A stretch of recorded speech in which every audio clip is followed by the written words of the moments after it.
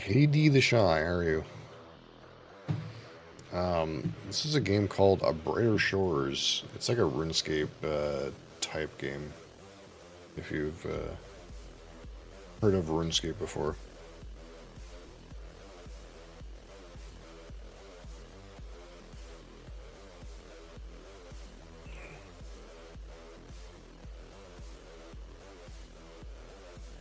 New or old? It's pretty new, but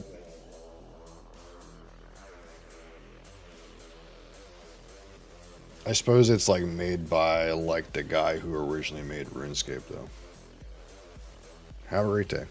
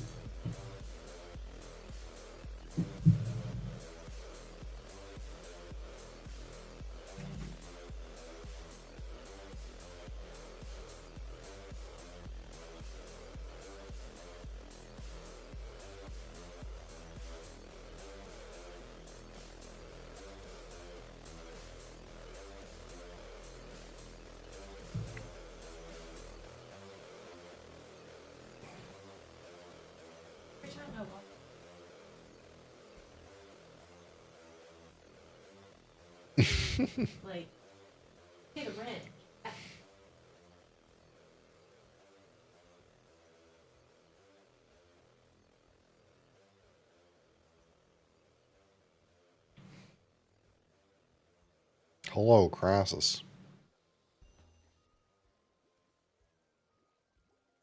How did this happen? Oh, I won't be on here that long. They patched the game. They added Easter event. Look, Easter egg hunt. We must get some Easter eggs real quick, okay?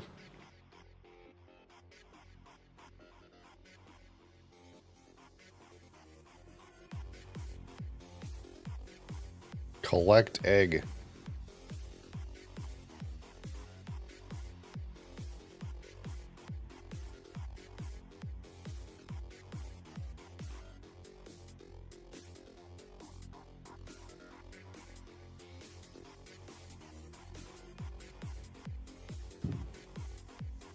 And get the Easter reward.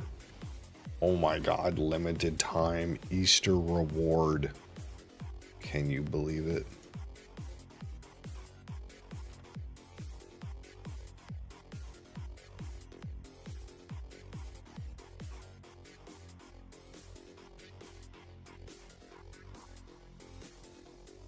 Oh my god, there's a quest.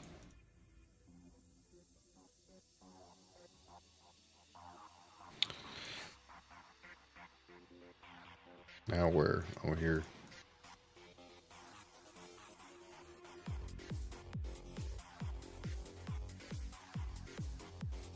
So I read a thing. I read the thing said they added skill gem. Is this true? Did they add skill gem? Do we know what skill gem they add?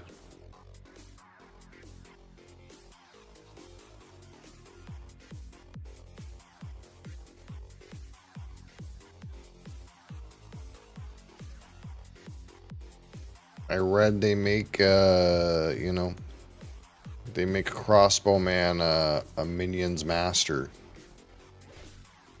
I read this. What the fuck's the egg in here?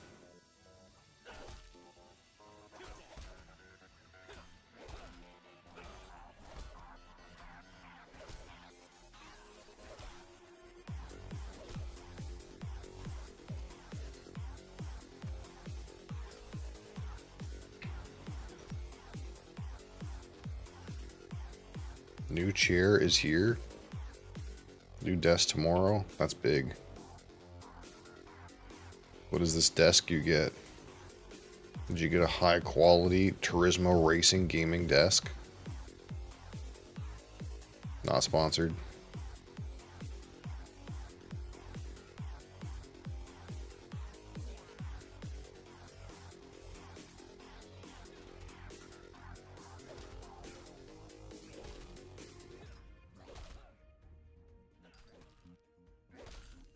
All out. Nice.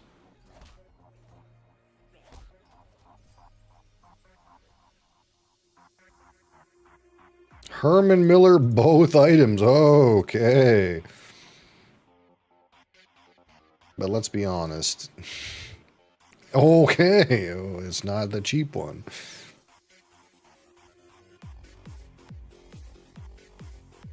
Okay, yeah.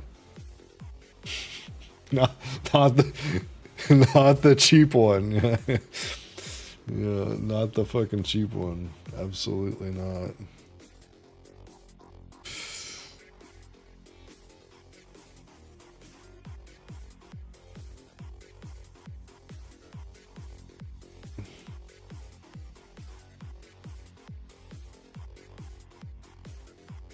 A place in town? What is this place in town?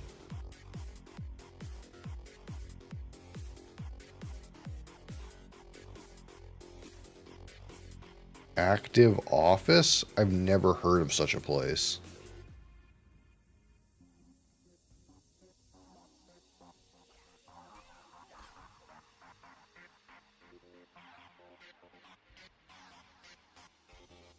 I get the feeling they would do more business if people knew what the fuck they even were.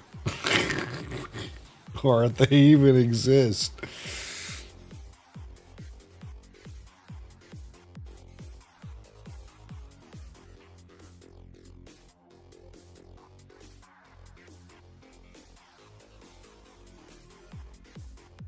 Yeah, that would make sense.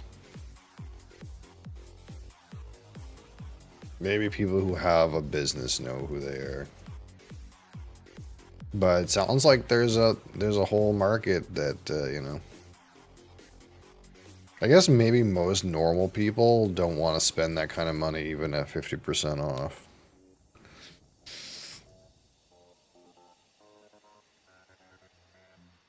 But I guess I kind of assume that, like, more and more people work at the house and they're willing to spend the big money because the reason they're working at the house is because they're making the money at the house. You know? Wouldn't that make sense? I don't know.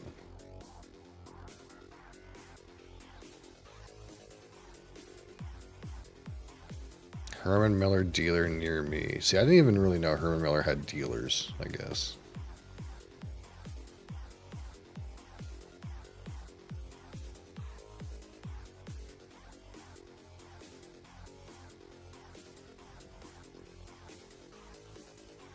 The word dealer kind of strikes a little bit of like used car salesman in me, you know? Like, I don't want to do it through a dealer. You know?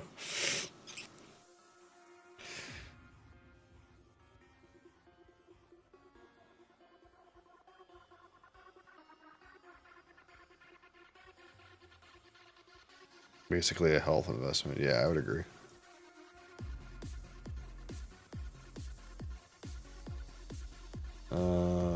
Where am I going? Eel Street. No. Manob Row. Where the fuck is that? It's clearly not down here, but...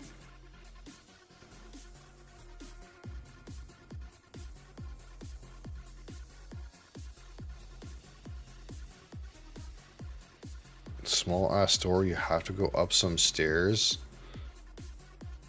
Yeah, that's kind of what I'm saying. It sounds like, to be honest, they basically don't exist.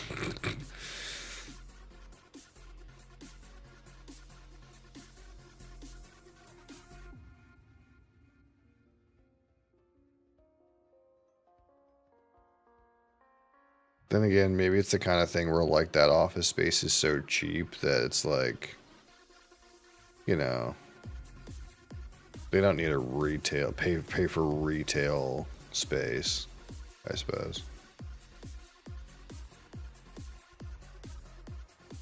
If they, you know, I guess to me it's just one of those things where it's like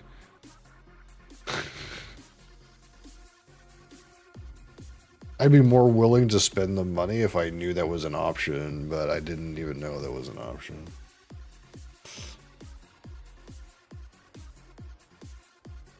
Central Waterford. The fuck is that? Wait, is this where I am right now? Toolbox near Fisherman. Okay.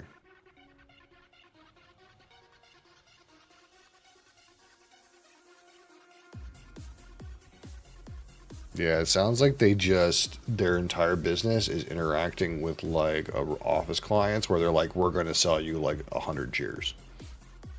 That's why you need a quote, you know?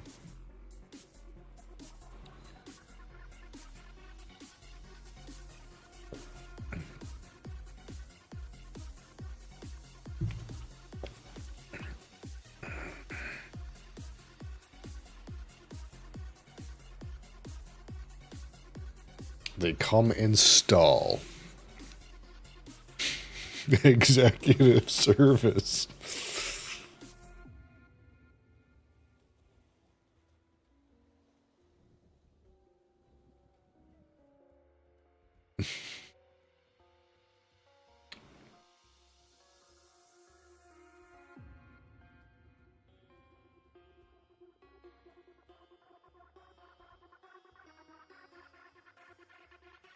Do they make the chair for you, you know? They assemble that shit?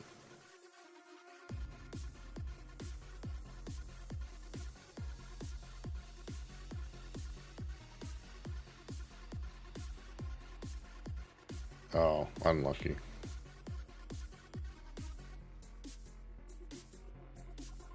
It's fully assembled? Wait, what? No way. What? It's not shipped in like a flat box with from China with like instructions that just say put it together.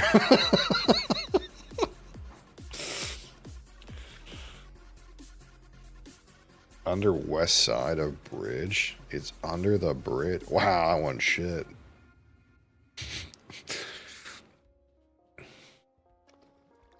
Yeah, I always laugh because like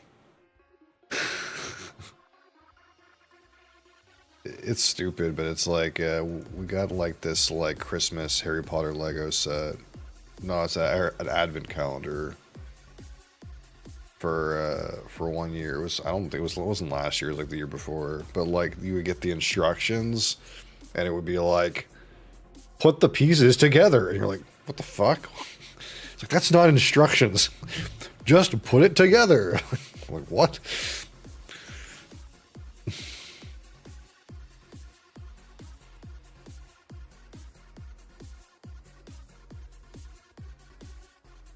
The Secret Lab thing. Yeah, this one is from, it's Corsair, but it's like, I get the feeling a bunch of these chairs are very similar components that have like branding on them. Because I feel like the like body piece of this chair was really similar to another chair I had. Like it was almost like the same piece. Like they just got it made by the same factory, except this one's embroidered with like Corsair on it.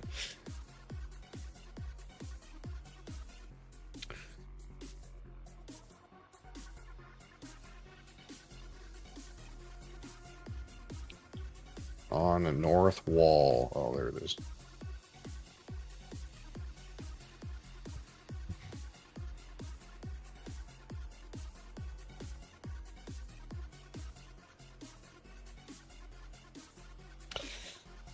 Yeah, I could probably stand to do something like that eventually.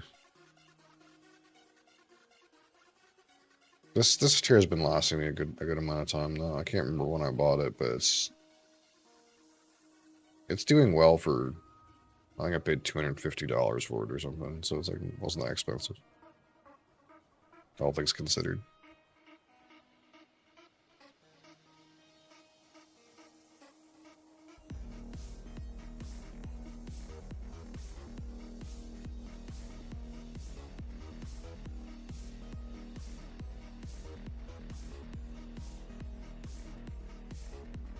I definitely don't need like a standing desk though. That's not me.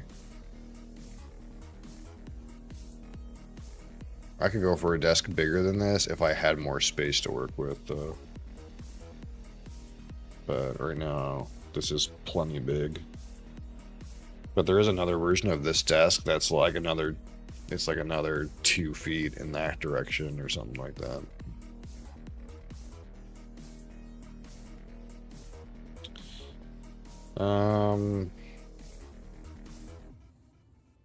What am I looking for?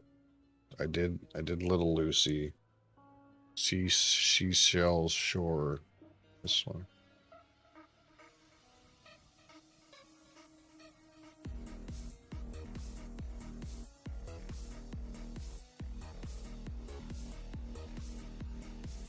Corner, yeah.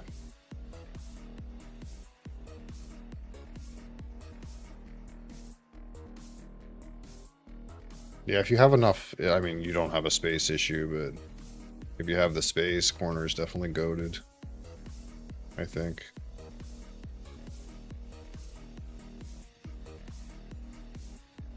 Where the fuck is it? In the water. What? In the fucking water? In here? Oh, there it is.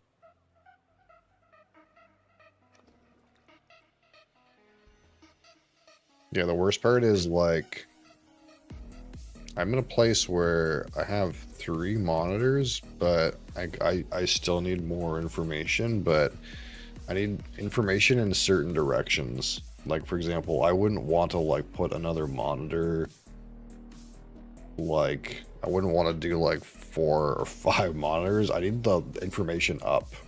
Like I need information like right there, like on top of the other monitor.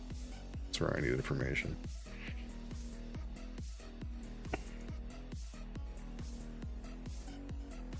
I don't necessarily need like those like giant big curvy monitors that people have. Like I don't really care for like a huge fucking ultra wide monitor that's like fucking, I don't need that. I just need like to make use of up.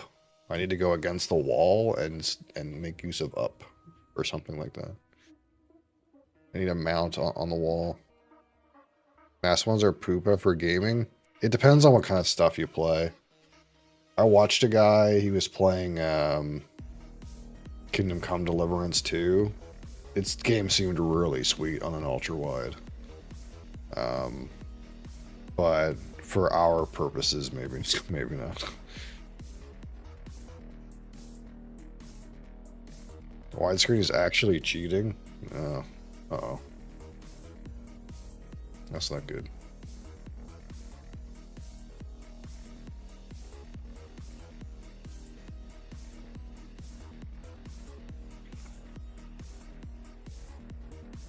Four standardized ratios. I mean, that doesn't change anything for the Bob John who wants to just get an advantage for the regular game, though. You tell me I have to buy an ultra wide to play Path of Exile.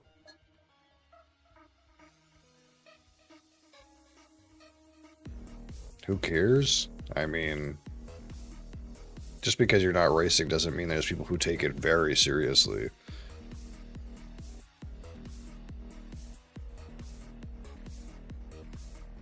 See more of the zone. Yeah, I don't know if I care that much.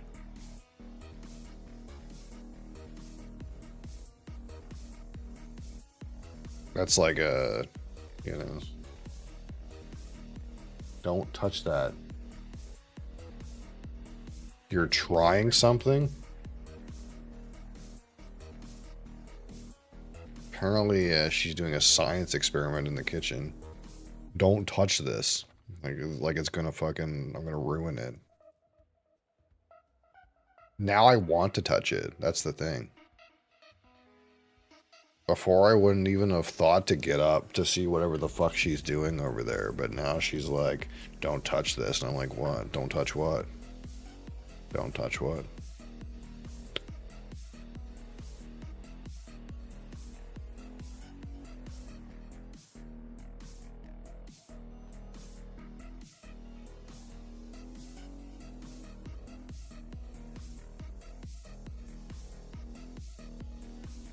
So,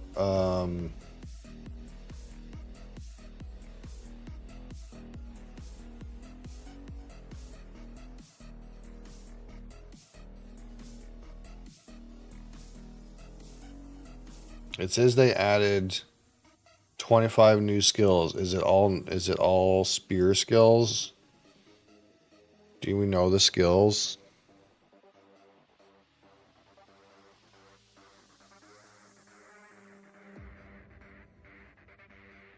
Do we know what the skills are? The new skills? New? Quotation marks.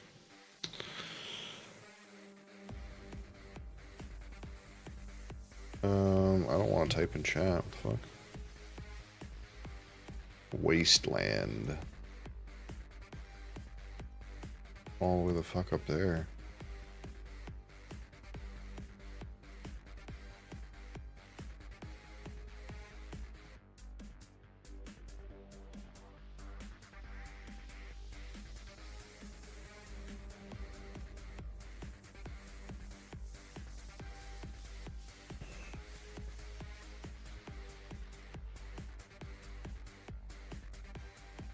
I don't see the new skills. Skills. Where's the new skills?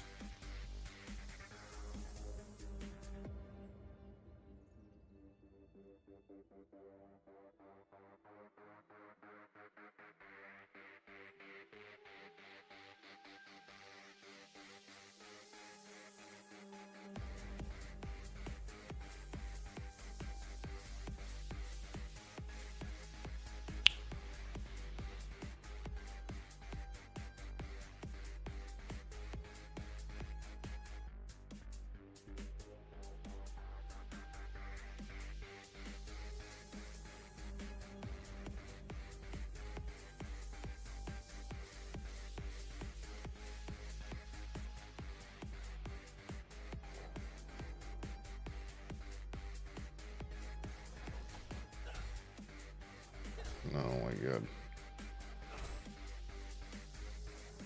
I'm killing it? Okay, kill it.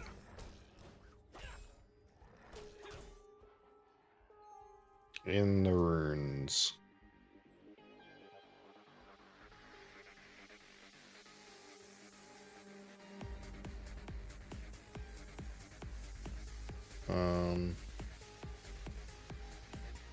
in here somewhere.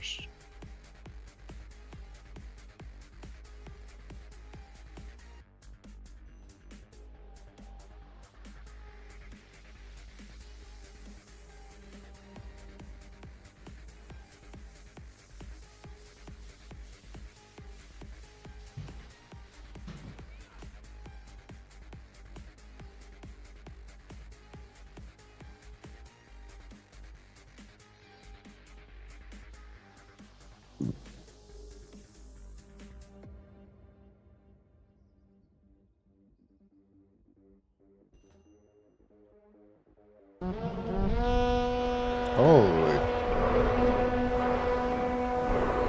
That's many. That's many people. Hi. Hello, hi. Sinpip. How's it going? I don't believe we met, but hello, hi. I'm Bloodboiler. Hi.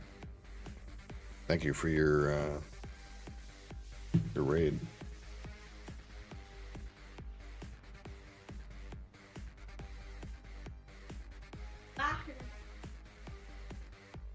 Early. It's out in New Zealand and the worker's wife got. Your Shores gamer. Yeah, I kind of like. I don't play too much. I like come in doing the AFK thing for a while. I kind of like log in once a day and flip my potatoes. That's kind of like how I've been playing the game. But we're collecting Easter eggs. That's what we're doing. That at least. Yes, I play all kinds of things. All variety. I'm also a spirits related broadcaster, so I don't know if like you guys are into like scotch or bourbon, rum, this kind of thing, but like we do like all kinds of like scotch, whiskey, like tastings, reviews, that sort of thing. That's like kind of my other jam. So if you're into that sort of thing, you're in the right place. The right place for that. I review whiskey in my pajamas. That's what I do.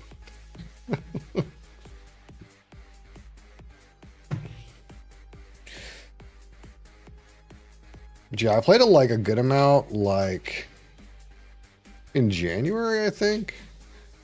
And I still like keep up a subscription, but I kind of just like do the passive skills and then like play enough to like have the knowledge to do the next set of passive skills. That's kind of what I do. I played too much of this game. I could be there, you know, I could be there. I definitely understand. I definitely understand the grind. Where am I right now? Middle of pond. There.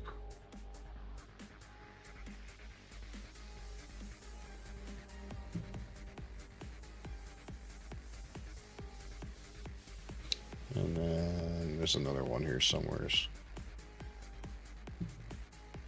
Somewhere.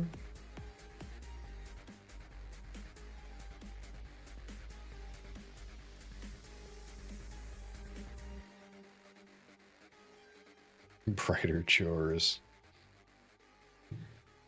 I suppose somewhat. It's kind of like I kind of feel like I know I'm gonna be back, so I'm keeping up with it rather than just being like cold turkey, you know. Where's the other one?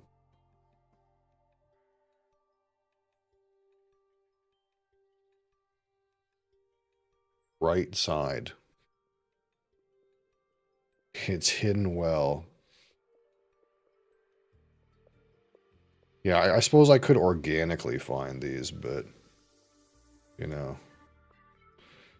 we might be here all day, especially with this one.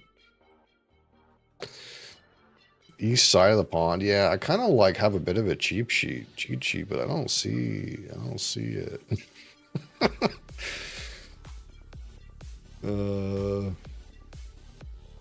In the tall grass. Is it? Enhance.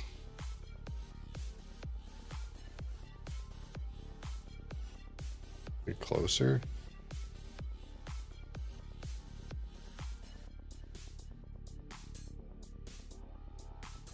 This one's rough, brother.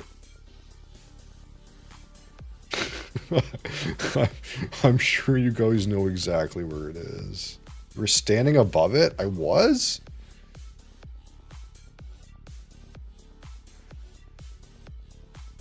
Oh, shit. It's like the same color as the mud, dude.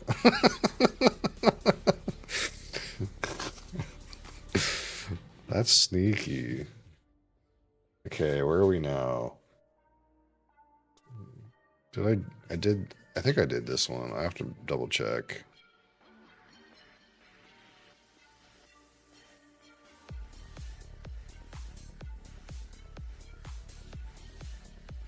Southwest corner. No, I didn't do this one.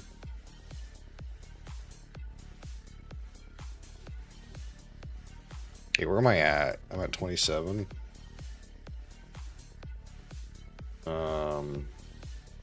Collapsed hovel.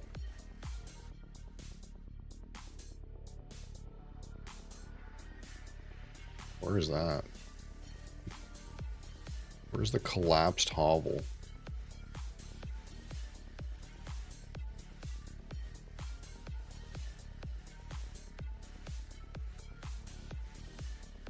Am I missing?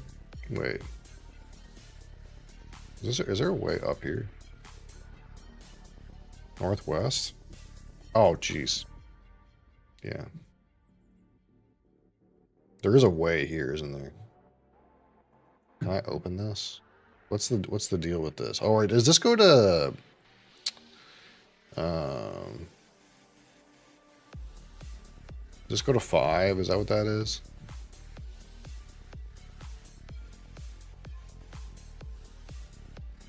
I thought I was already up here.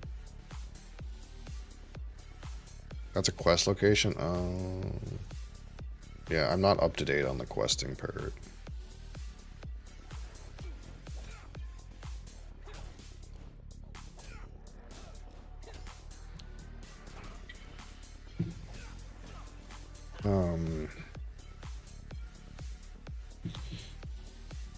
Okay, so northwest behind bush.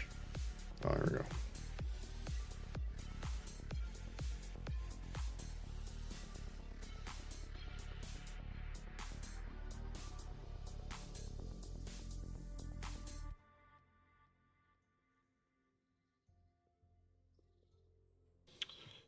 Merc close. Crater. Where's Merc close? I can go to crater. Do the crater one at least.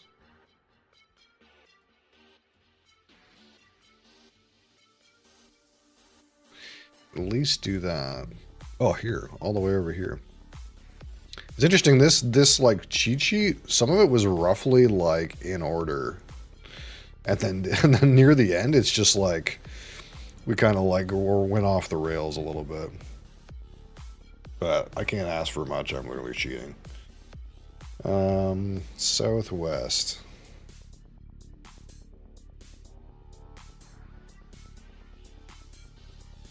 There we go.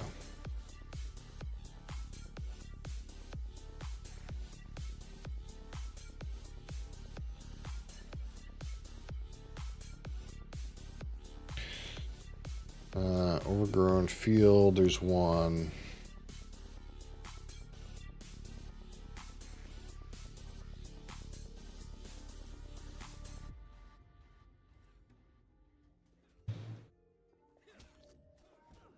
This one wasn't too hard to see. Mr. Thor, how's it going? Mr. Thor, we're collecting eggs. We're doing your we're doing your favorite pastime. We're collecting eggs.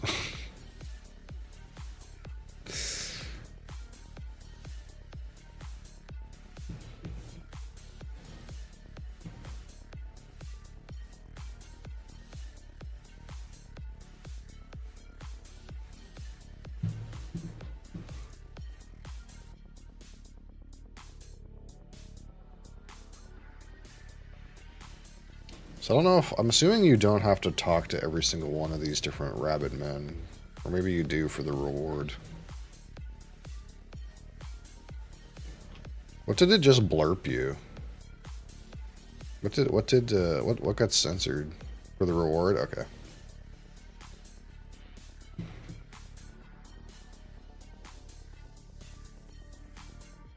I'm trying to be like more like aware of what's getting blurped because Automod's been blurping some very strange things that I do not care about. So I'm trying to be like more and more aware of what that thing is doing.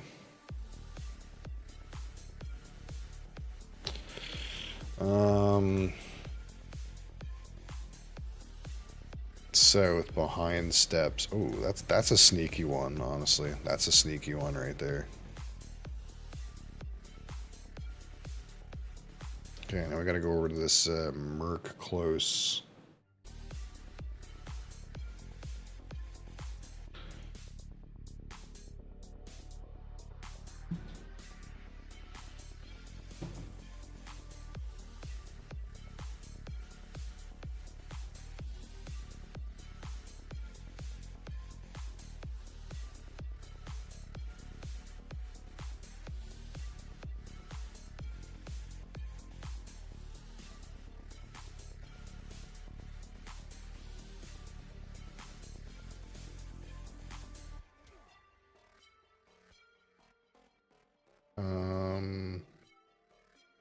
Whoop.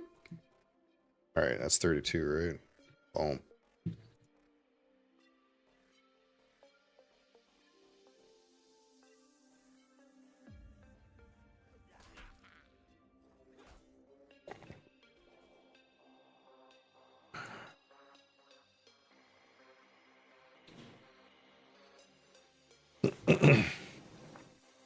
So, we'll get through our eggs and then we'll probably... I gotta grind another knowledge point for our advanced investigations. So we might spot some thieves for a minute. Take this reward of a sign of your hard work. Wow. Hey, thanks. Is it in the, like, the transmog section? Oh my god.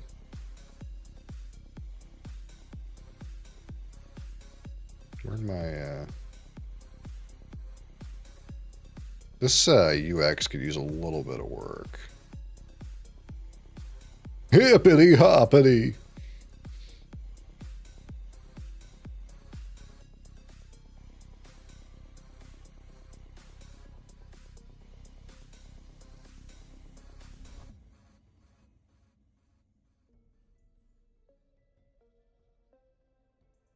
Okay.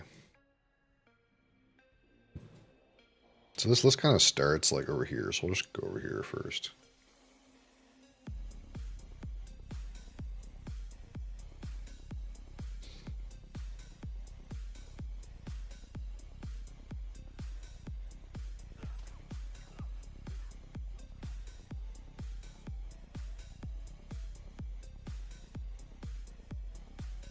Unless I happen to see one on the way. Bum, bum, bum.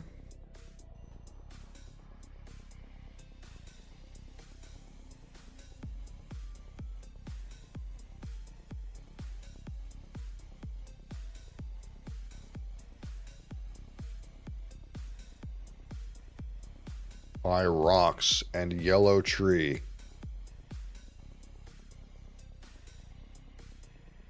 Ooh, sneaky.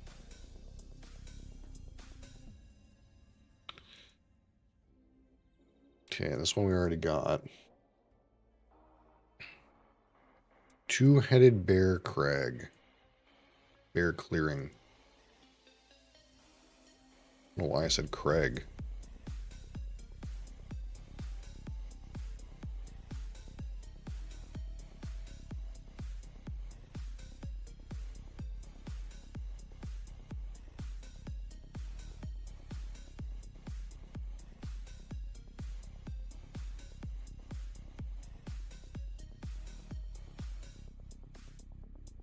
Pativ, how's it going? Welcome back. From Brazil, yes. Yeah, I seem to remember that. Seem to remember that. West Side, West Side. Oh, that one's not heard.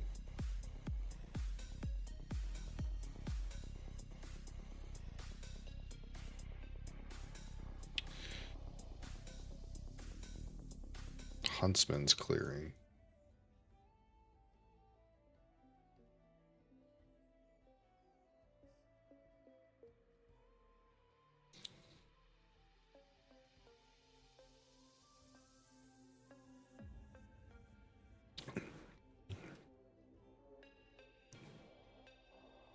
You love Brighter Shores, but do you love eggs?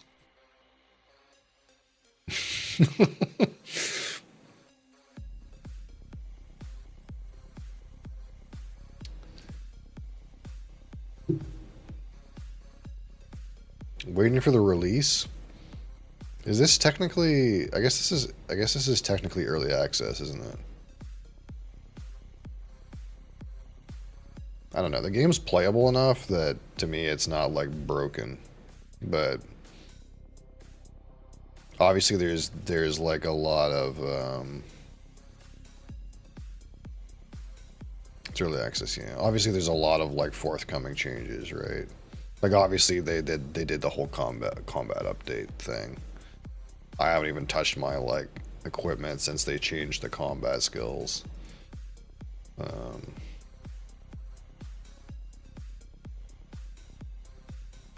I haven't even wrapped my head around how it works now, to be honest.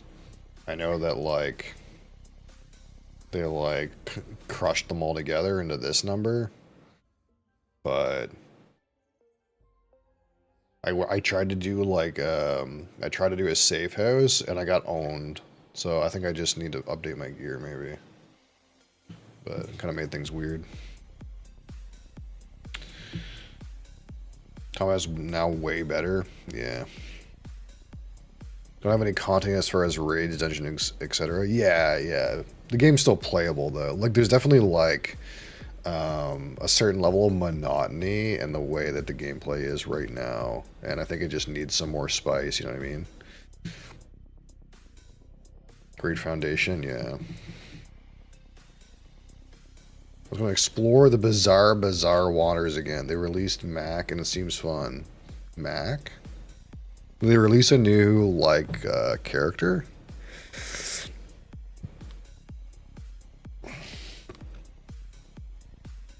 Much more content yet for group stuff?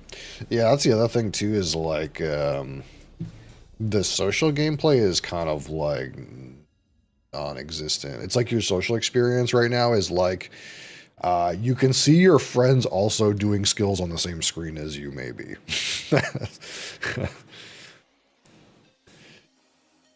The crazy, yeah, that's right. Yeah, I remember like there's those shops where like, it was like get a skill from a different character, but then there's characters that you couldn't play.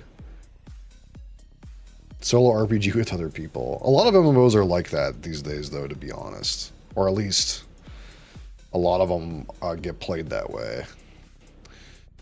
But of course, the social experience is the reason you play them. So, okay, so we did Huntsman's Clearing. Huntsman's Lodge is next, which is, I think, in here.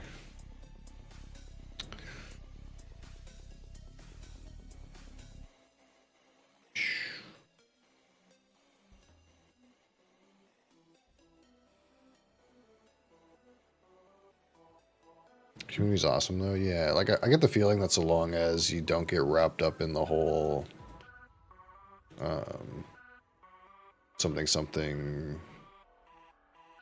adversarial relationship with RuneScape, then everything's all on the up and up, right?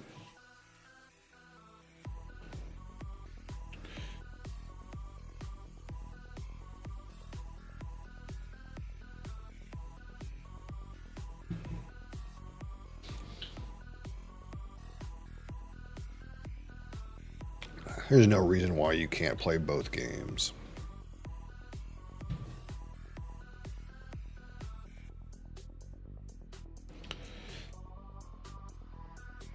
North side of room by apple tree.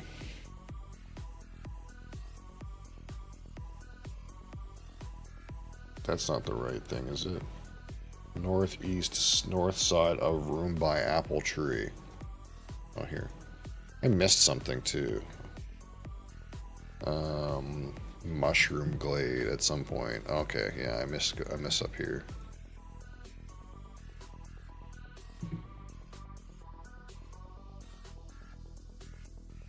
You think this game has a future? Oh, of course. I'm not the best person to ask though. Probably your fellow chatters in chat. I've played more of this game than I have, and probably have a better take. But absolutely, it's just a matter of development time, right? It's hard when you release a new game in this environment because it's like, well, what's this game going to get compared to? It's going to get compared to RuneScape, right? And RuneScape has, let's remember, a very long history of development, to the point where they have a classic version that's more popular than the newest version, right? And it has a different branch. So, one of the things you have to remember is, like, games like these, like, you cannot compare this game to RuneScape, even though that's the only comparable game really, because the development time frame is just uncomparable, right? So you have to kind of run this game somewhat on the merits of its development schedule. That, and I think the team is way smaller, so also something to keep in mind.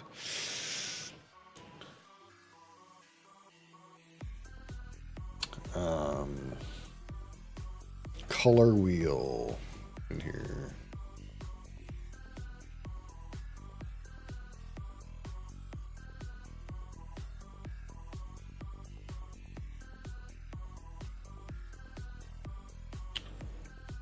I'm gonna log Ash. I appreciate that. Appreciate your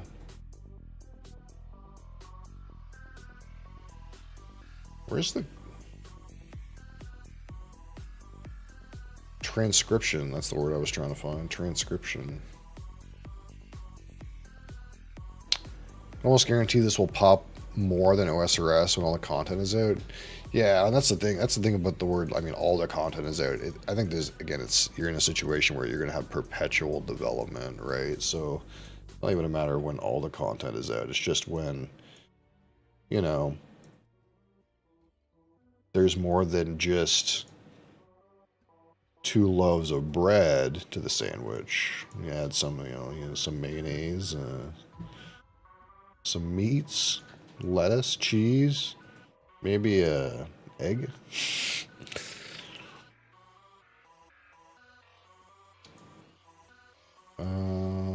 By apple tree. Oh, over here by this tree. West side. By tree. There's multiple tree. Oh, here it is. It's very sneaky. Very sneaky.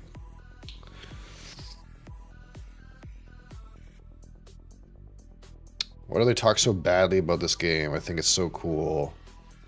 People are passionate about RuneScape. This is true. And one of the things you have to remember about when a game that people have invested many, many years of their life into a game, especially like, if they've invested more, like for example, if they're a creator in the space, they might be even more invested in their time. They might be invested in their livelihood as well. And when a competing game appears that competes with, their personal investment, the knee-jerk reaction is to be like, no, right?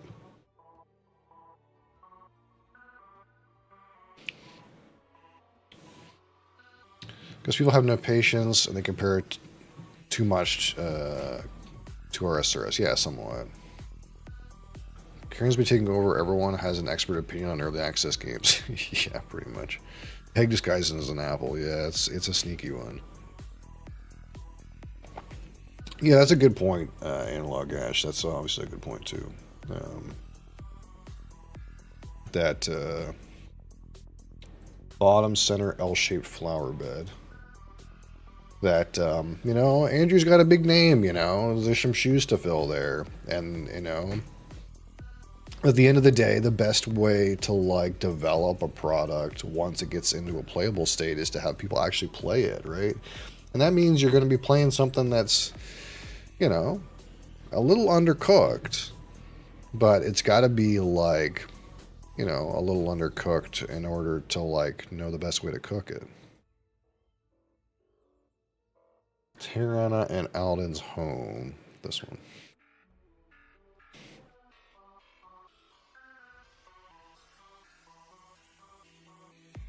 We had 28 players and a drop daily. People take that as game is dying. Yeah, I mean it's probably a mix of things, right? Like it's an early access product. It does have some like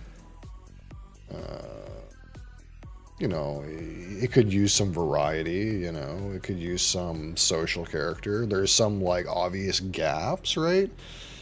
And so when people say, oh, obvious gaps in game, population going down, game dying, we don't want to invest in dying game. And it's also the kind of game where like, you know, you grind primarily at this point, right? So, well, it's hard to want to keep motivation to grind if you feel like the population's going down, the game's bad design, people saying bad things about the game. You know, it's a self-fulfilling prophecy somewhat.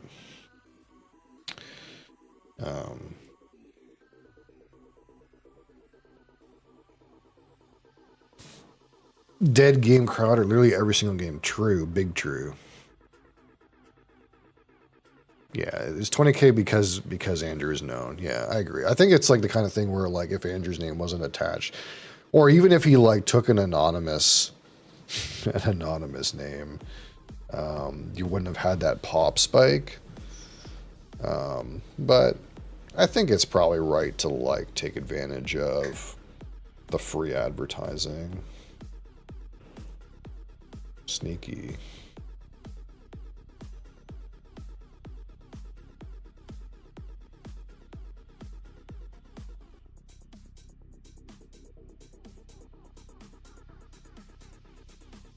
Andrew wasn't even ready to let this game out yet. We begged for it, and he let us have the foundation. Oh, if that's the case, then it makes even more sense, right? You have to even be even more lenient with it if that's true. I don't know the heads or tails of that, but.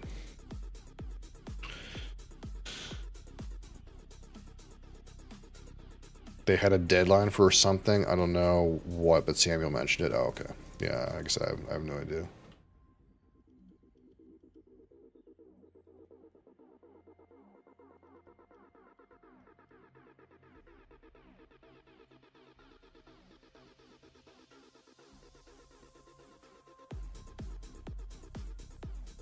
To be honest, I didn't really even know anything to do with like Andrew being related or the development or anything. I just kind of seen that like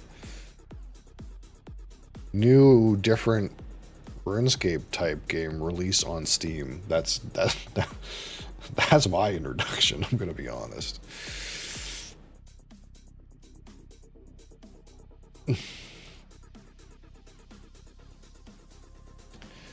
All right.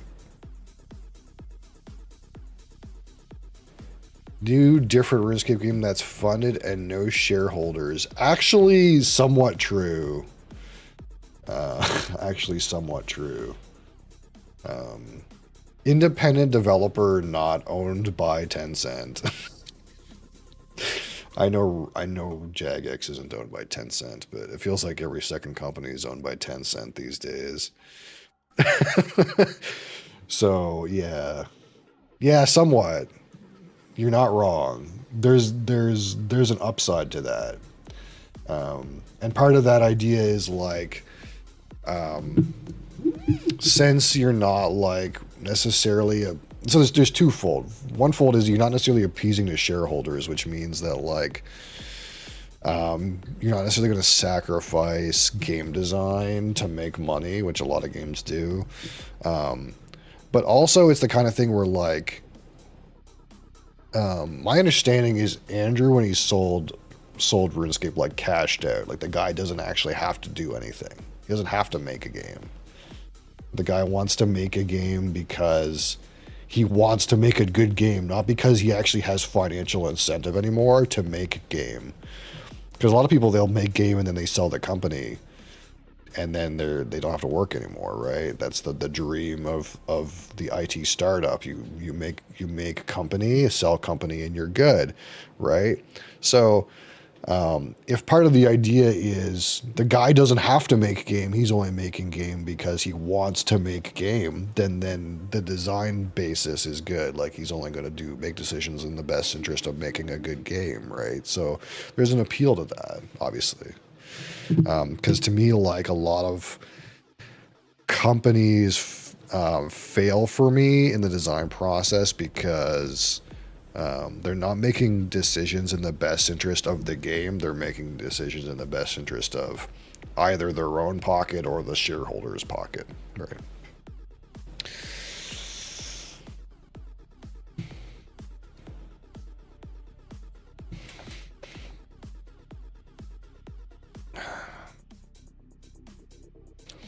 Andrew Gar plus no microtransactions sold it for me, especially coming from Destiny 2.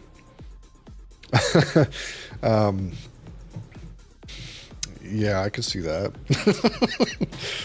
We'll be honest. Where am I on this list?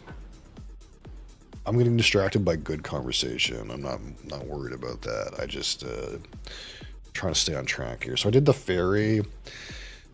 Now I need to do the runes somewhere. Oh fuck! I gotta go down here. I'm an idiot. I went the wrong ass way.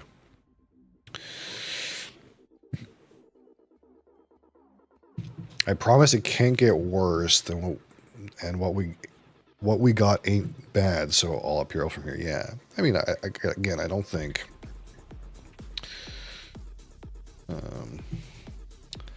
Probably the worst thing that could happen would be that.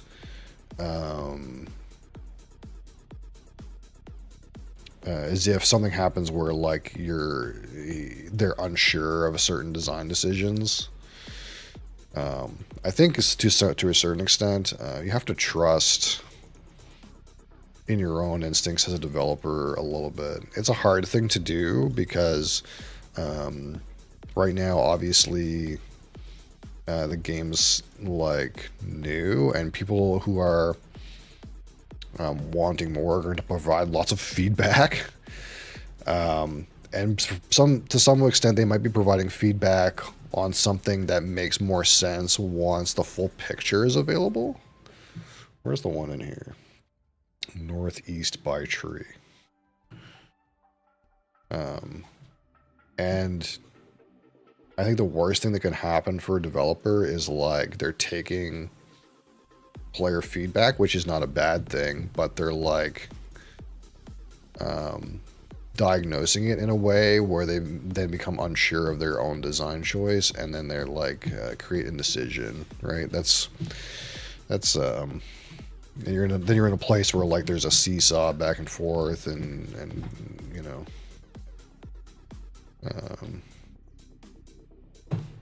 you're taking maybe too much input from community suggestion when they don't know the full picture.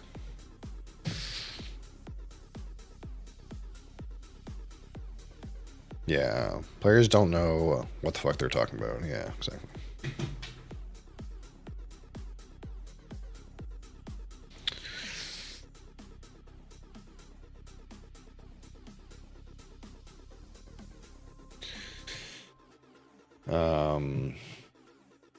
But yeah, obviously, like, you don't want to be like the other end of the spectrum where, like, players say X and then you're like, la la la la la, and then you just, like, plow forward.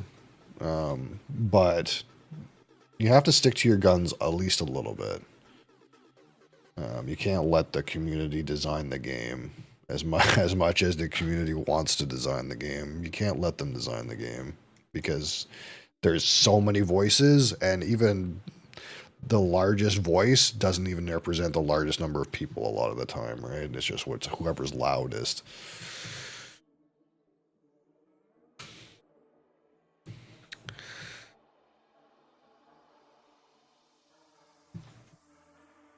Stop taking player feedback for combat change and combat rework. Of course, they'll still listen, but they waited for longer to actually start changing something. Yeah, yeah. I think it helps again. Like if they have a vision, like if this is a half baked version of the game and they have a total vision, it doesn't player feedback. You got to temper it a little bit with the idea that like the players aren't seeing your full picture yet. So you can't like necessarily make changes and be like, Slanjava. okay, they don't like this because XYZ, but really it's fine when we add ABC, right?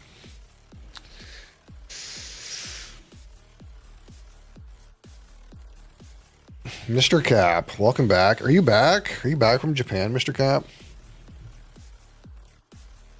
Thank you for your 2 months. Appreciate you. And of course, shit, where'd my bottle go?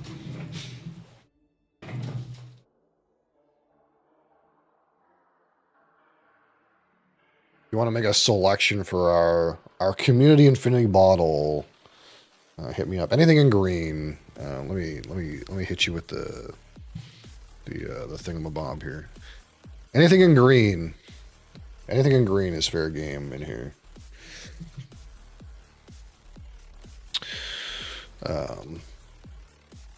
Supposedly they have at least 21 episodes planned. Are you serious?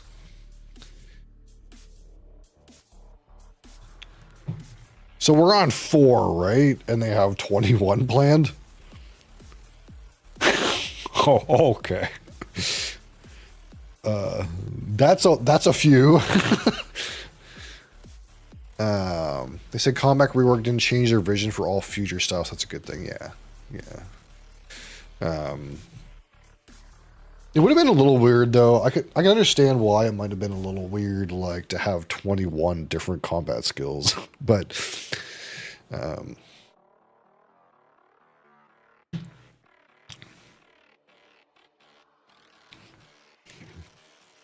enough ideas, yeah.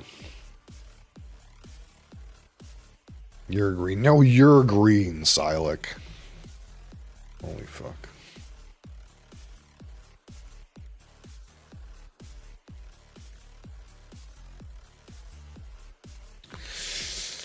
Jack Daniel single barrel. Okay, you got it. All your whiskey and gin made it back. That's good. you didn't lose it to airport security. All right. Just give us 1 sec, friends, and then we'll be back to collecting eggs.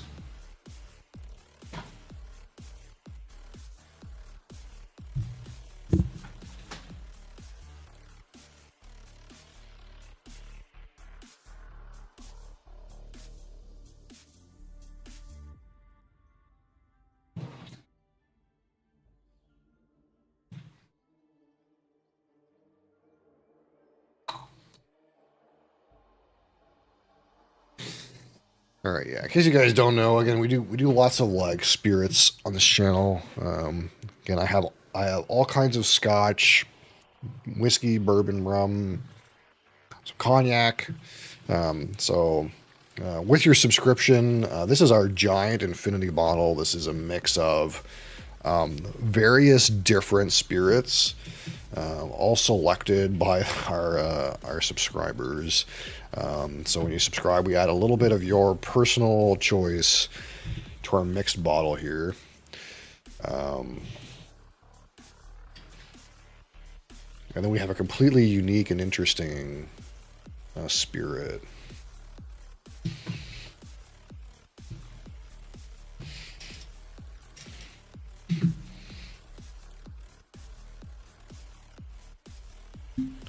So, yeah, Kappas shows in the Jack Daniel's Single Barrel Select 47% alcohol. This is a single barrel Tennessee whiskey.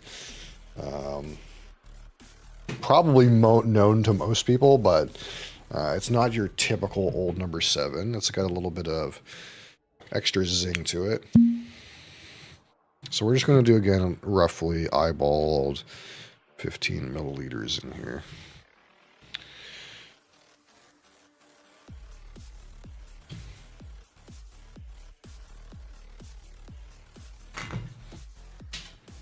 Boom.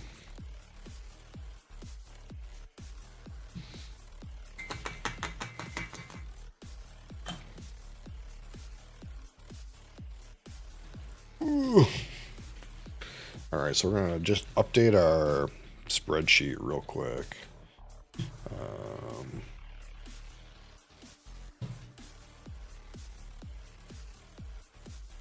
Want to hear something stupid but also funny? Your face!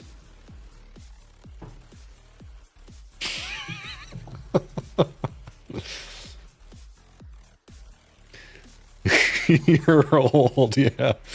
Yeah, I know. Wow, wow.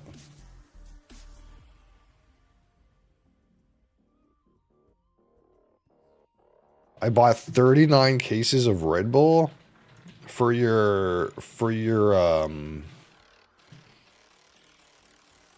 business endeavors. Is that what it's for?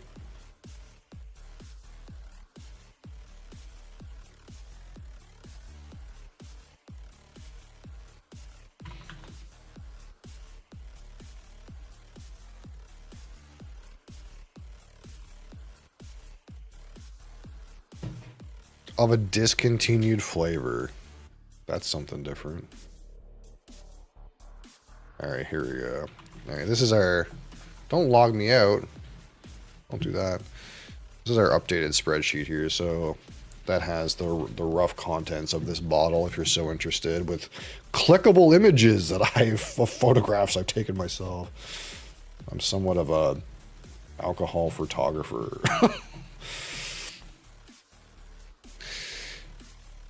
$4.30? $4.30 for a case? That doesn't. How does that even happen? Like who what? That doesn't make any sense. That's like not very much more than the deposit.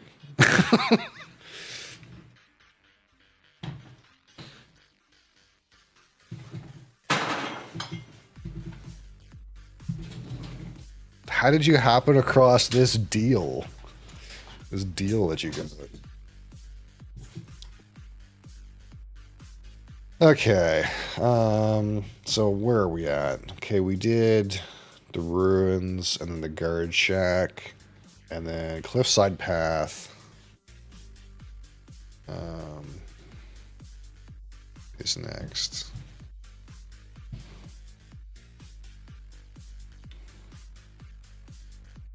Send me a Discord picture? Okay.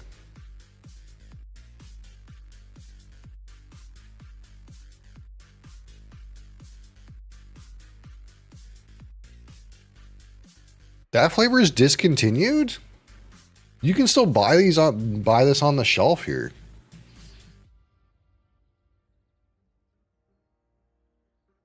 It's peach. Yeah, it's a good flavor. That's a good flavor.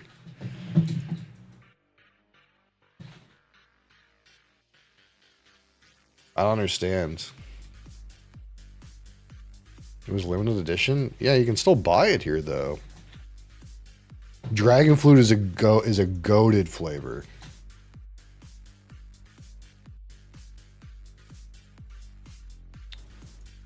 Case of 24 sells for $150. I'm not terribly surprised. That was a really... I loved dragon fruit. That was a good flavor. But yeah, like I kind of like... I can't... Like these are... you can get... The only thing I can get at Costco is like cases like this, right? So like this is like the most economical thing I can do. I would love to, like, get different varieties, but that's not really an option.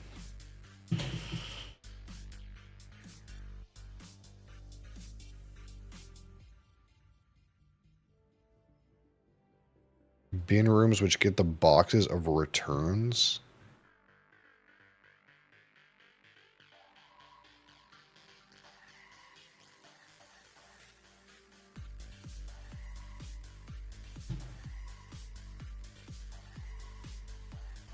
They only let me buy that many.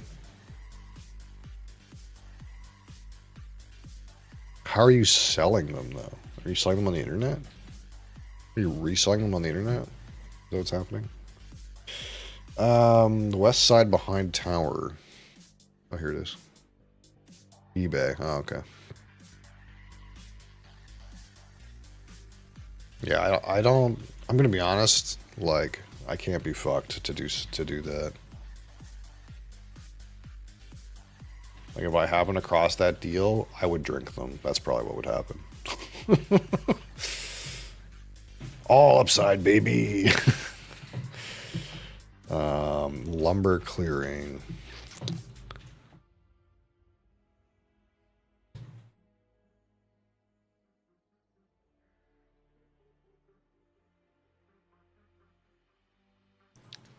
Where is that? Lumber clearing logging area. Where are we?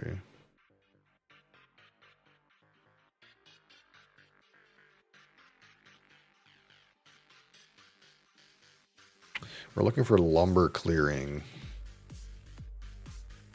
But, oh, it's all the way back here.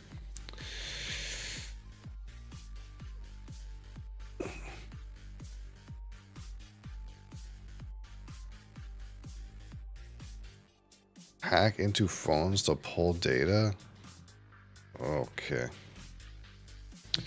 Yeah, that's like one of those things where I felt like, yeah, there's like money to be made and like stuff like that. Like if you go like, even if you like do the classic like, you know, go to auctions and try to get cheap stuff or like fucking storage fucking wars type shit. Like I'm sure there's money to be made in that. Oh, there's another one in here. But comes down to like, well, what do you want to spend your time on? And to me, it's not that. Time is very valuable.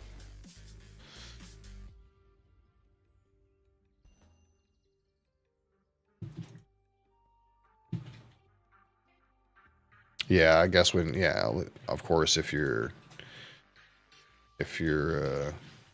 still haven't found anything, then you just do what you got to do, right? How did you get like a good amount of severance or no? Not, you know, you don't have to say if it's personal information, I suppose.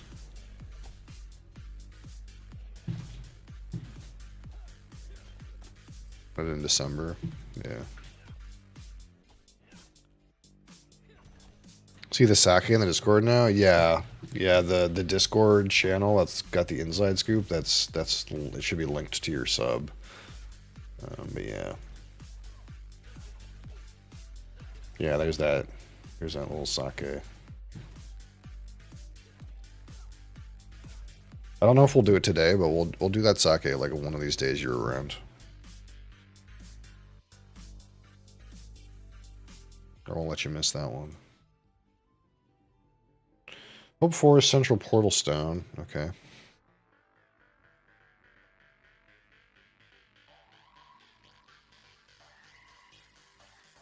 Boom. So in Dallas, going back home next week, Monday. Okay.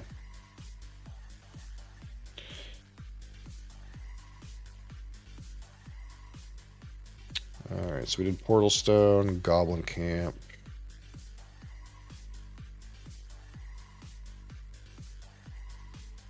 Goblin Camp. Logging area. Goblin Camp in West Tent.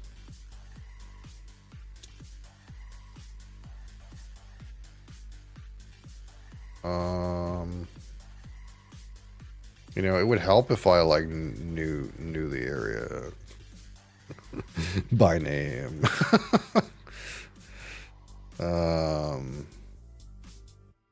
Central Junction, Central Path. I don't see Goblin Camp.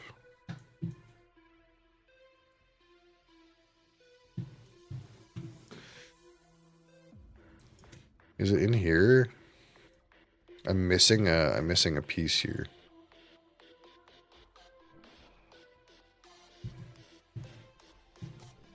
Ivy Trail. No, it's not in here.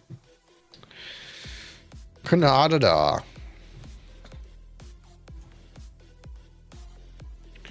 Canada. Maybe it's down here.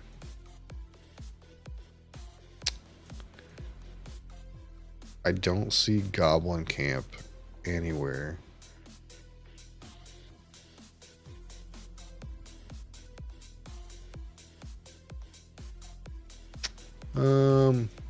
It's not like over this way, is it? Is the obelisk?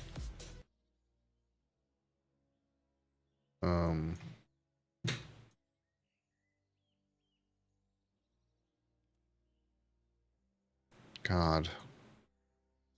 Why am I so lost?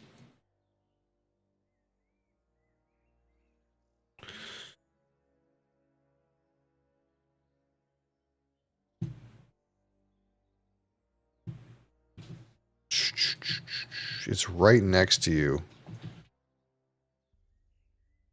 Oh my God, I'm an idiot. Shh. Shh.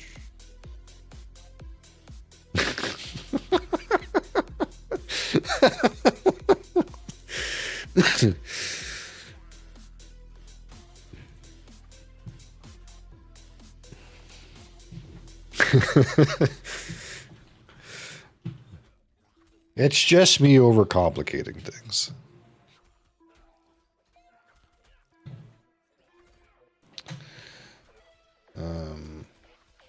All right.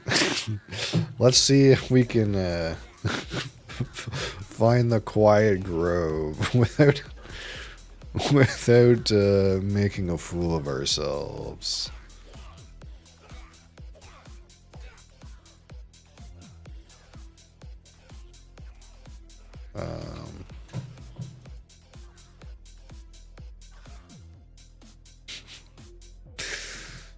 So far, not successful. Stomp clearing. Is it one of these? Don't tell me it's one of these locked ones. Using guide for the eggs is only fair to struggle fighting the room is true. Big true. You're not wrong.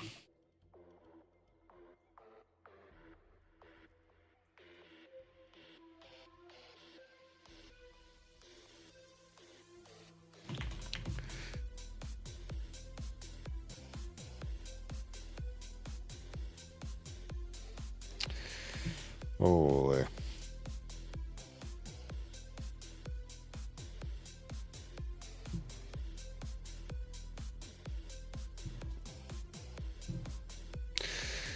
All right.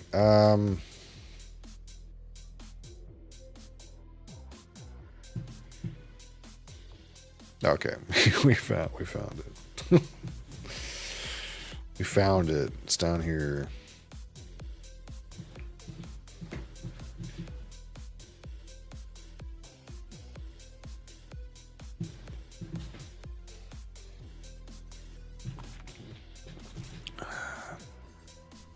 No, Snake Man. I do not want to fight.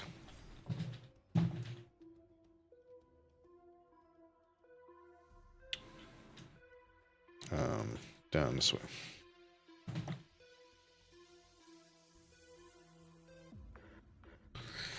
Hippity hoppity. Hippity hoppity. Cliffside shortcuts.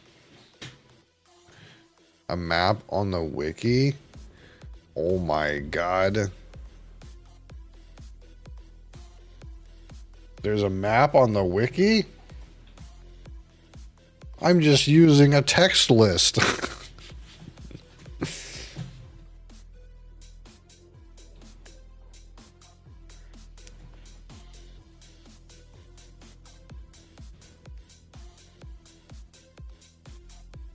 Okay, hold on.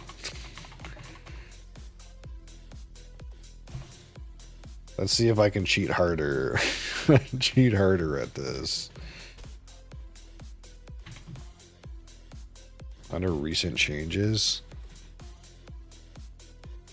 Why isn't it DDO? Holy fuck.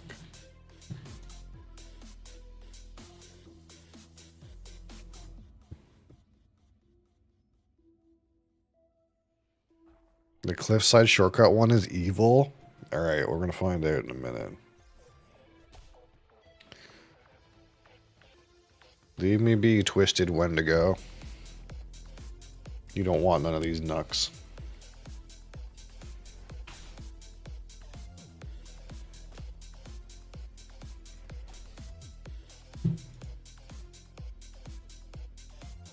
Oh my. Okay, yes. This would have been much easier. But also, there's so many, like, cute little markers on the map. I wouldn't know which one to hit first. I almost like the text list a little bit better. Because then I know which ones I've already done. Can I remove these markers from the map? No. The picture helps, though. Get all your viewers into join blood capitalism. Okay, so this one is apparently evil. What is the hint? West side behind rock. Okay. The hint helped a lot.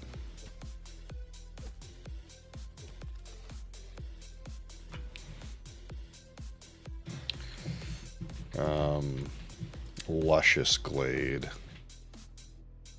Isn't that up here somewhere?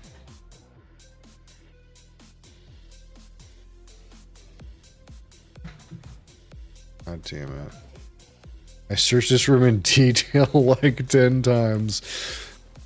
I don't know. It's going to be pretty hard for me to feel like more of an idiot than that one in what was it, back here? In Overgrown Pond. I felt like such an idiot.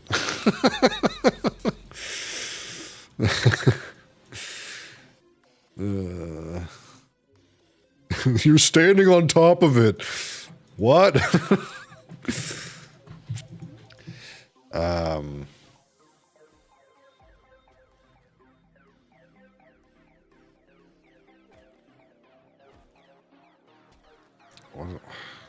Get me out.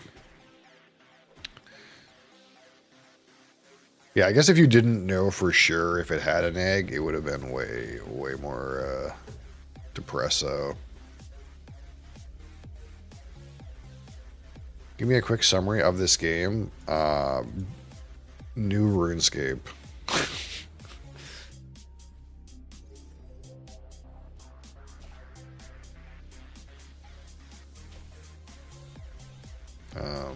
Is this a faster way? Let's go this way. You don't want none of this, snake.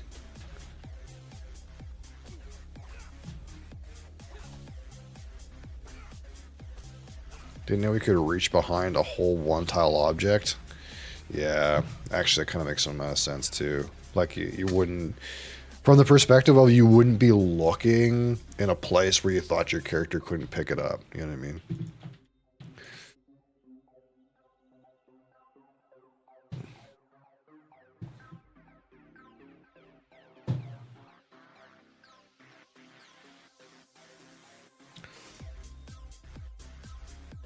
Green egg behind weed. Some of these are kind of like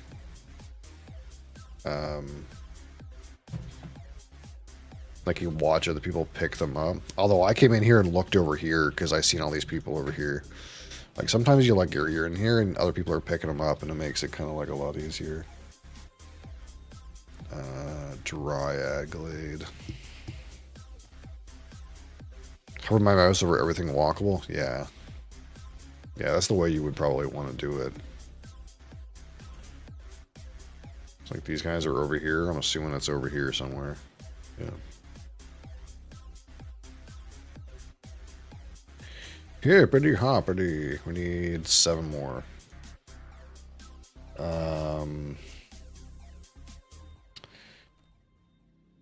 Draglade stump clearing. Stump clearing west side on a stump. Naturally. Naturally.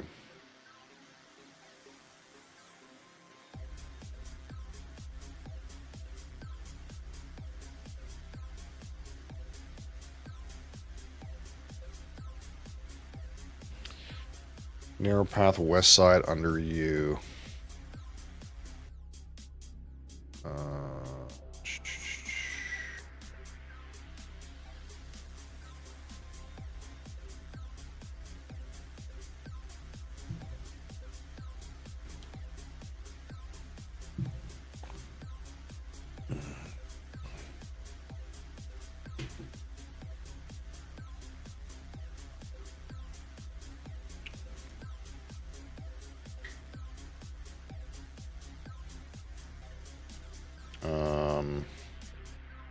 Hello, my fellow bunny rabbits. Aha. There it is.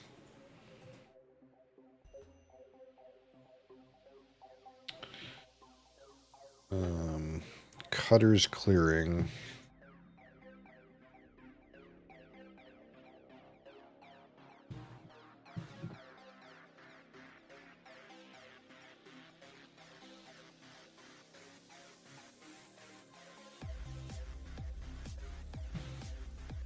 Fresh mat?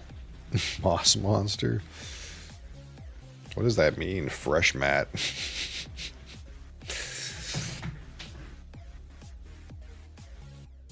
Are you doing the premium areas? Yeah.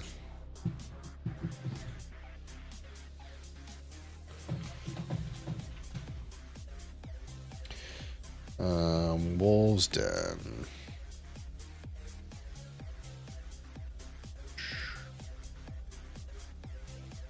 Yeah, most of my skills are actually in Chronopolis, which I know nothing here is impressive, but yeah, I'm primarily doing detective.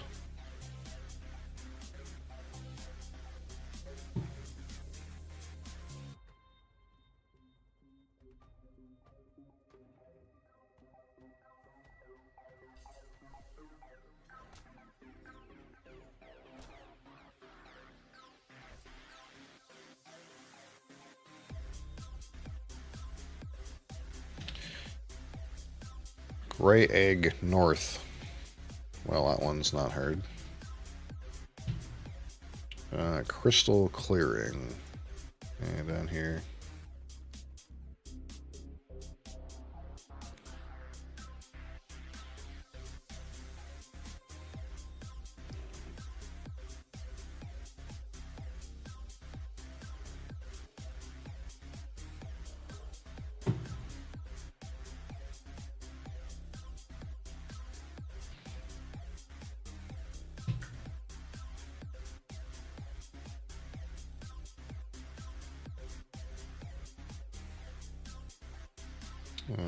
Purple egg by rock.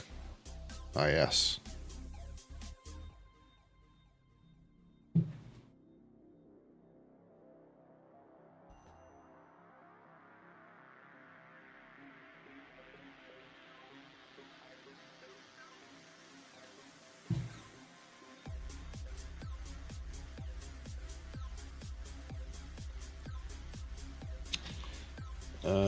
And mushroom is the last one.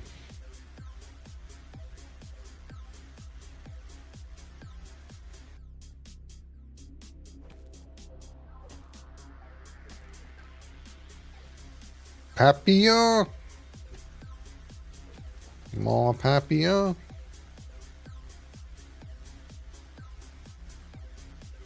Boom. No, I'm not trying to. All right, where's our bud? At Huntsman's Clearing. It's all the way to the back here.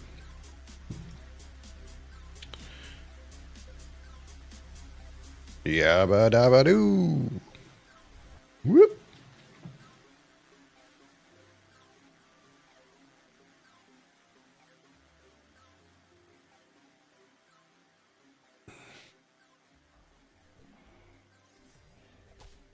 You don't want none of this when to go. You don't want none of this. Fine. Immune? Uh-oh. Touche. Touche, when to go. No, stop. Just murder. Murder him.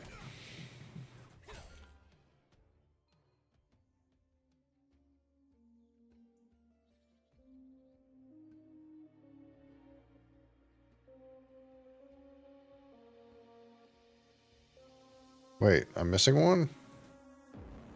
Oh shit, I'm missing one. Uh-oh. Oh no. Oh no.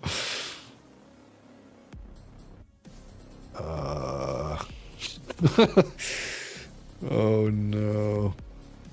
I'm gonna go over here. Yeah, possibly two in one room. Yeah, that's what I'm feeling. There's supposed to be two in here, and maybe I only got one.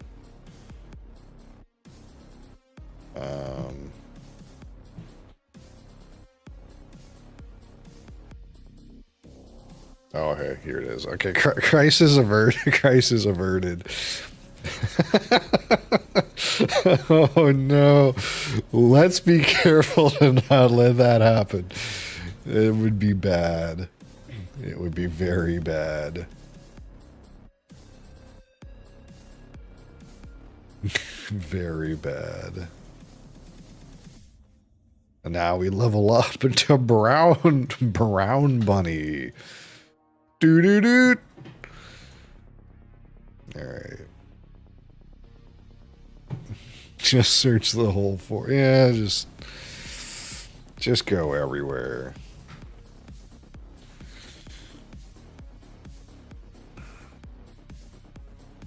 We're trying to be very methodical so that we don't end up having to backtrack. That being said, I think I have unexplored areas in here. This is the episode I spent the least amount of time in.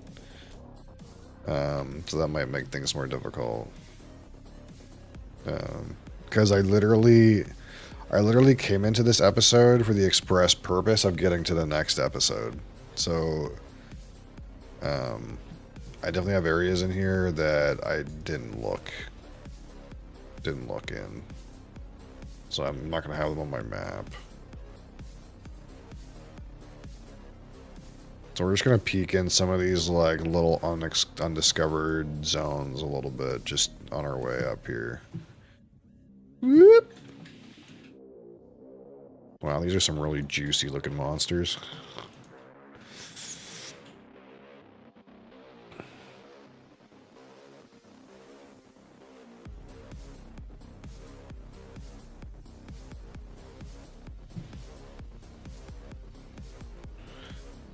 Boneworks. Ah, yes, the Boneworks.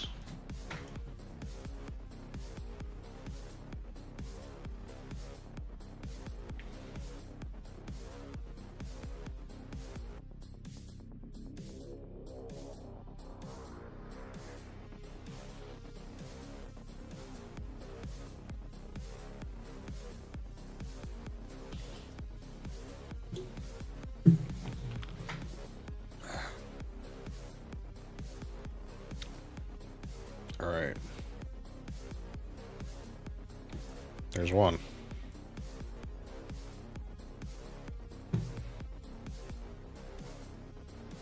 walk past multiple eggs. Yeah, no, I know that there is a map, but I'm just using a list right now. And so basically I just wanted to like get to the place where I was at the top of the list, and I'm kind of just going in order. That way I don't end up missing one. I just want to be very methodical about it. Okay, there's one. There's two. Yeah, there is a map. But the thing about the map is it does show you like all the pips of where it is in the game, but there's no way to like delete them. So you could very easily get lost in which ones you do and don't have, and I think that's a very important thing to be on top of. That being said, it might help in this. I do have the map up, but it might help in this zone because I don't actually have all of the areas like discovered. Although this this map guide has them in a different order, which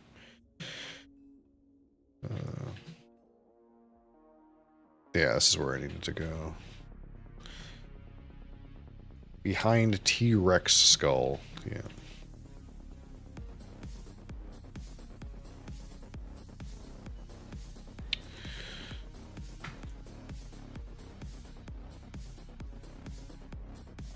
Now I gotta go all the way down to Bone Vat. Let's click on this. Never mind.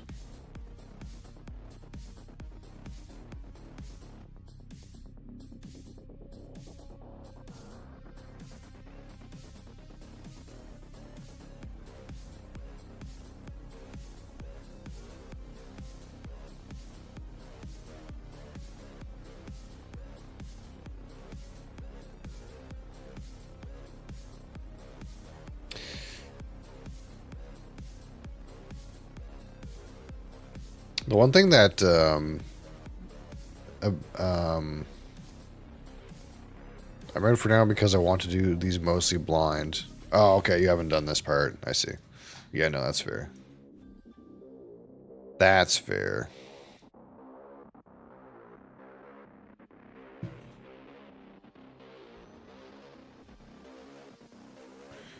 I'm just trying to knock them out all in one go. And get my check boxes, you know.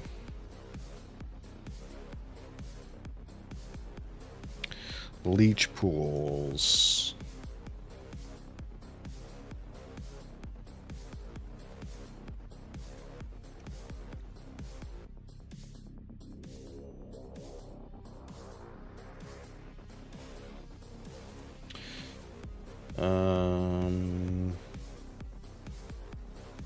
Down here, purpladium.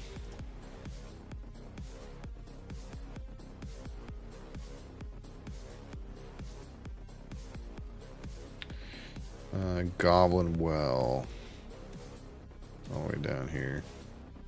We'll have to explore whatever this is too. You want some of this? You want some of this, Tentacle Man? Eat it.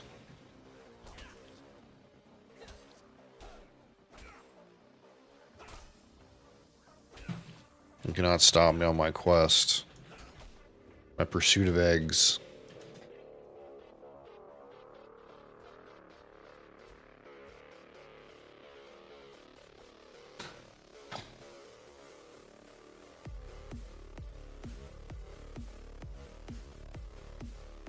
Keeping one tile away from them, but then I would have to like move my character very specifically and not just blindly auto run.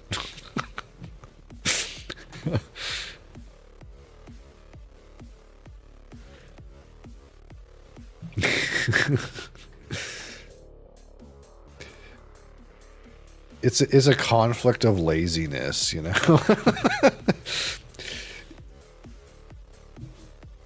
It's more lazy to just to just auto run, but it's more annoying that they hit you when you do.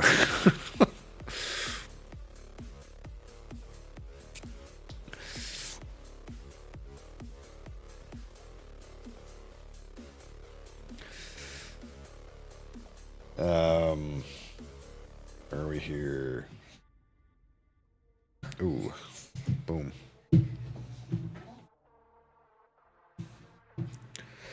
Ba-boom. Now what? Oh, in here. There is one in here. The Illusionist.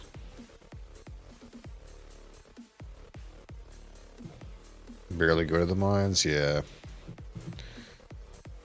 Yeah, like I said, this is like the area that I have the least time spent. Goblin Marketplace.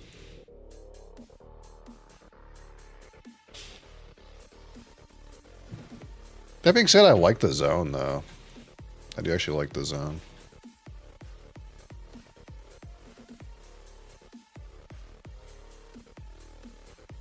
I just got like, I caught wind of like the detective skill, and that just seemed like the most interesting skill to me, so it's like the one I wanted to do.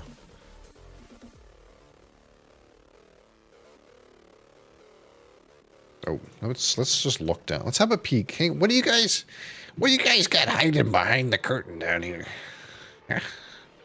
Ah, I see. I'll leave you to your foul magics. Wait, there's one in here too.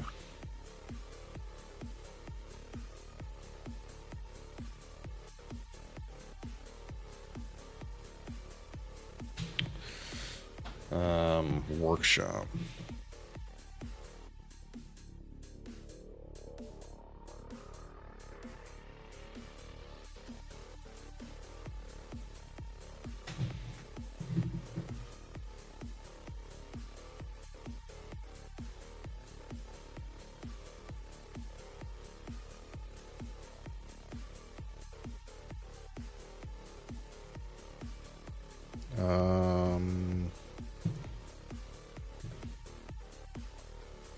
Ooh, there it is. And there it is. Sculpting room down here.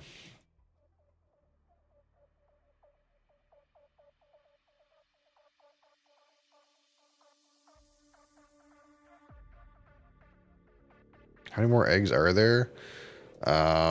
There's another, well, after this one, there'll be another 18 in this zone and 32 in the next zone.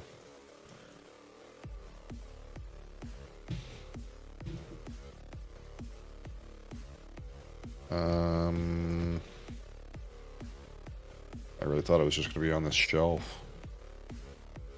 Between the stones. There it is.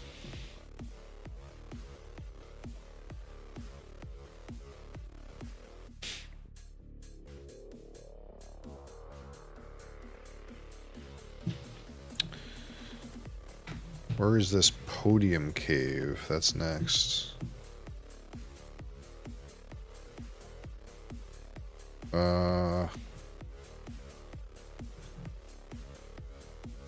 Is this a thing I don't have? You want to fight? We'll fight, fucker. Let us use the. Ah, yes, I see it. It's down this way.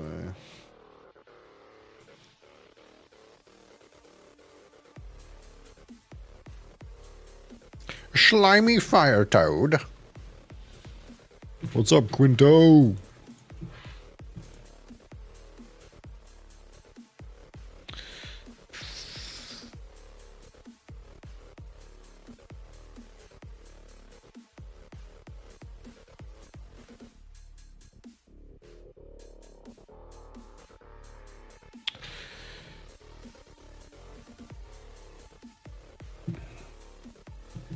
Silik. I have bad news, brother. I'm being tempted by the path of exile. Help.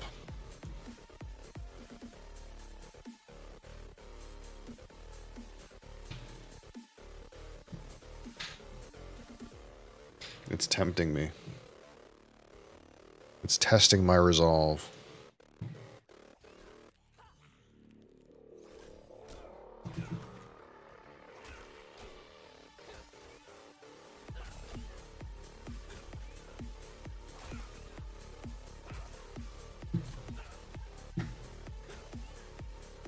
Gotcha, idiot. Okay, we got this one.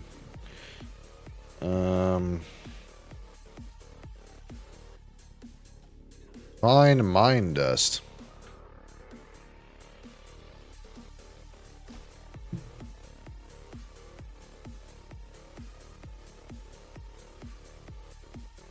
You'll never catch me alive, brittle skeleton miner.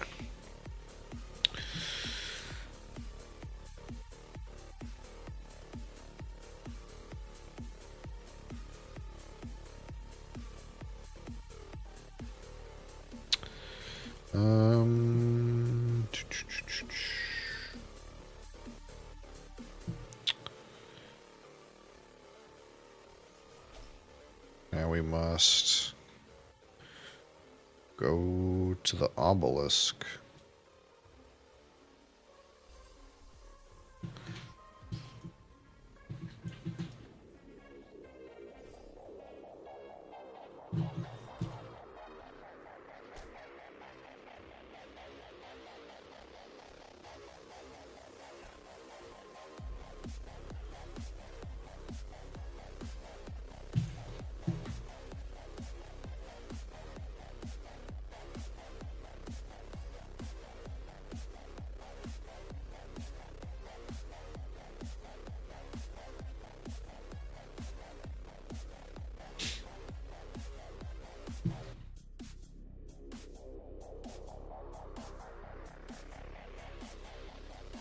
Egg Tina, there you are. Egg Tina. In this terrible location. It's not close to anything. Classic. There you are.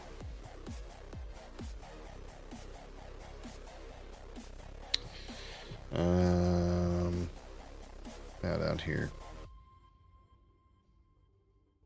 I could have went here first.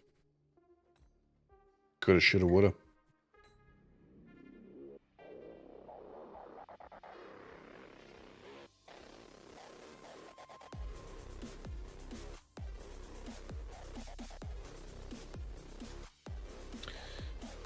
Boom.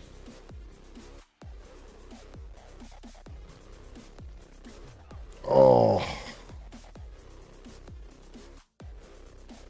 Wait. How can we get the egg?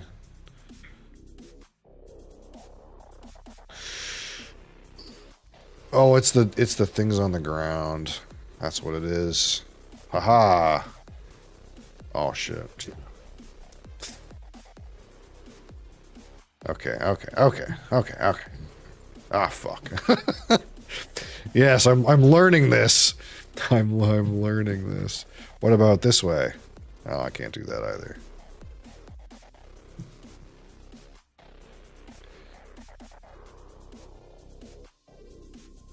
Oh, fuck. Give me a minute. It's all right. We'll get there. We'll get there eventually. We'll get there eventually. Ugh, I keep misclicking. God damn it.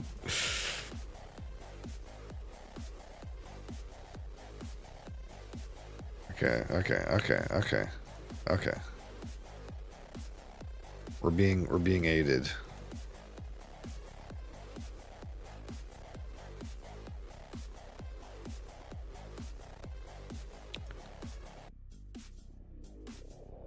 We've received outside assistance.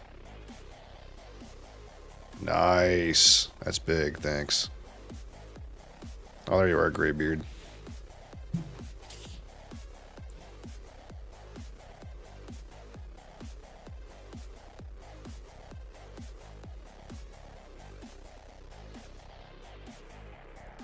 Crunch.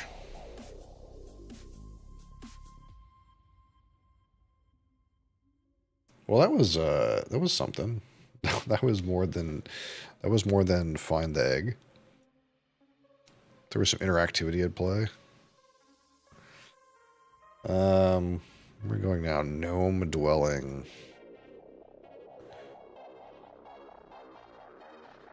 Up here.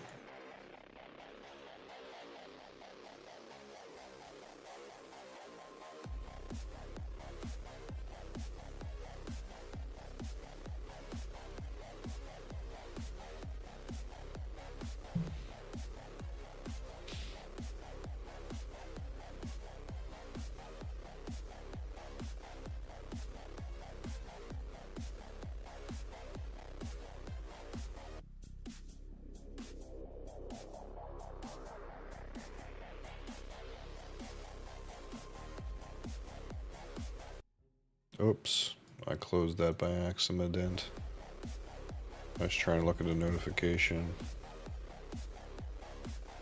Thaddeus Torelli. Hello, friend.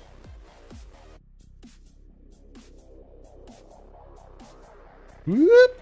There it is. Sneaky. Bronze Gate. Let's go up here. I don't know what's up here.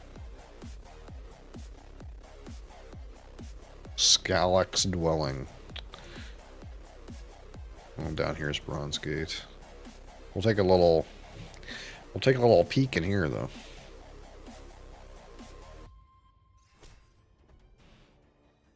Yeah. You know what? You know what? I had it with you. Old cobble stoneworm.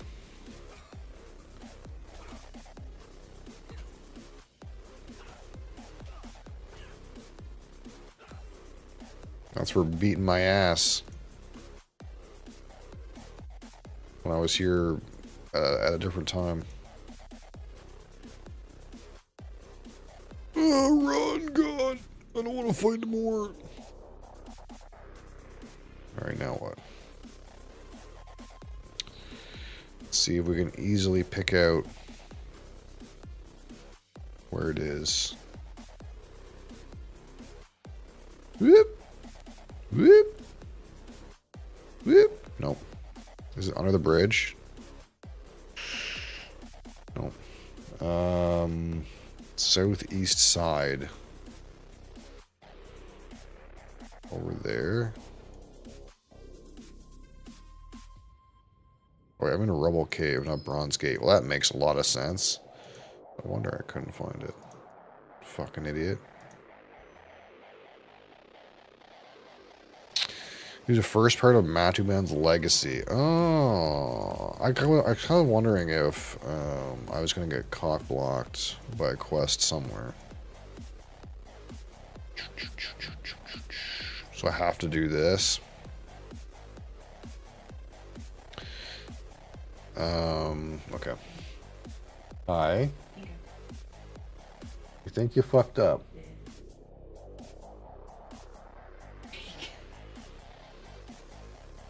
I don't know. Could be a long time. Yeah. I would leave it for a while. You may have fucked up, though. Okay, so what's the, I need 29 blacksmith, 35 blacksmith, 29 miner. How, like, relatively close am I to that?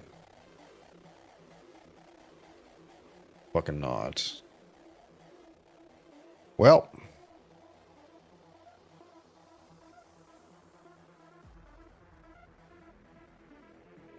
Sounds like we got work to do.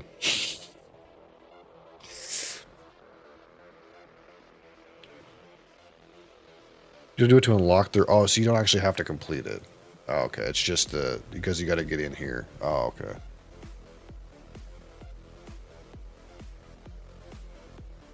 Where's Buddy? Back here.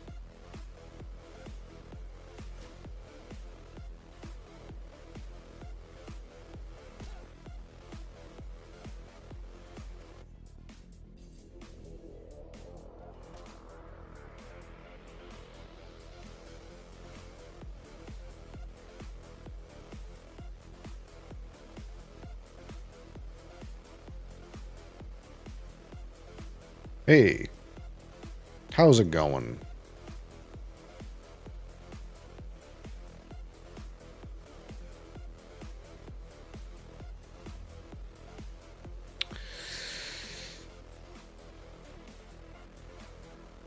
Okay. He said some things to me.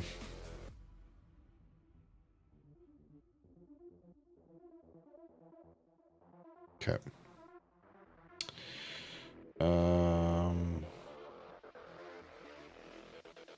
So...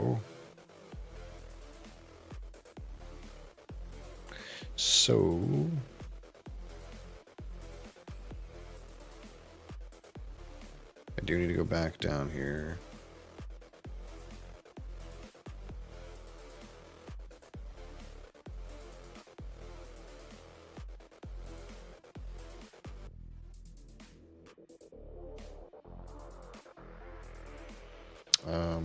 Oh, there's this door here.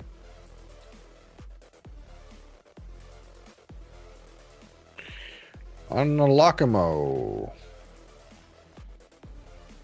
Voila.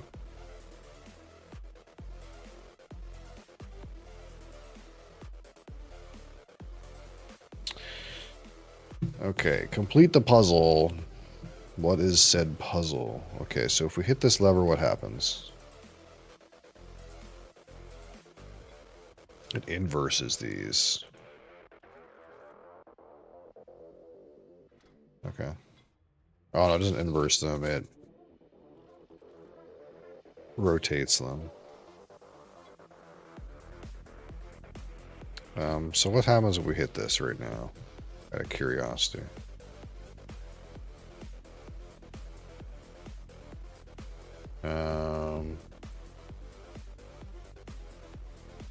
It's gonna go off the edge. So what does this one do for me? Is it gonna turn this? It's gonna turn those. So I needed to come through this way and go down this way. Now what happens? Is it gonna get in here? Puzzles! It's a puzzle!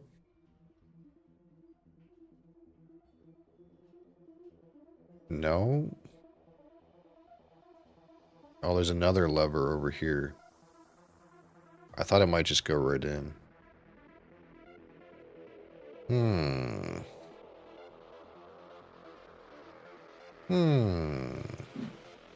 There's another lever here.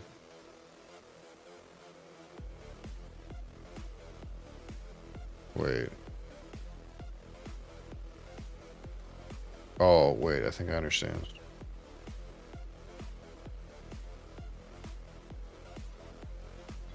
I think maybe, perhaps.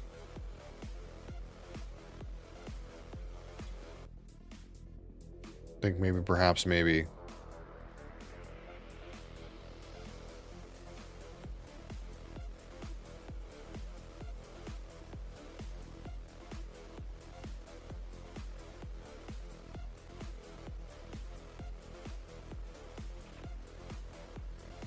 Yeah, and then that gives us access to the new lever. So we don't want that to go in there anymore.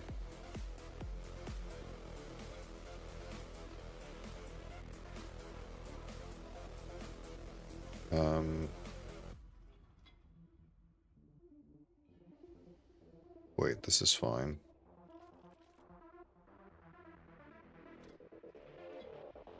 We just want... I'm assuming this is going to switch this arrow here.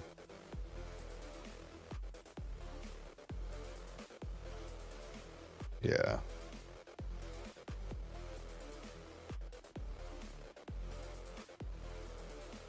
Boom.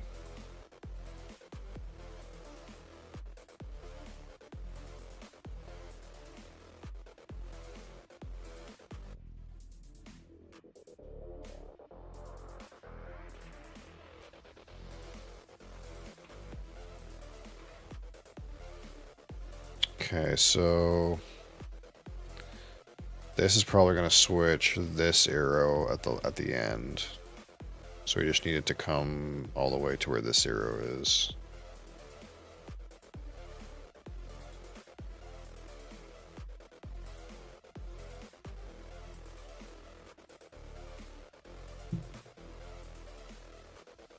So that can be straight.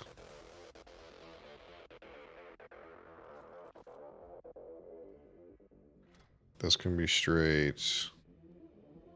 I suppose this one could be straight too. I don't...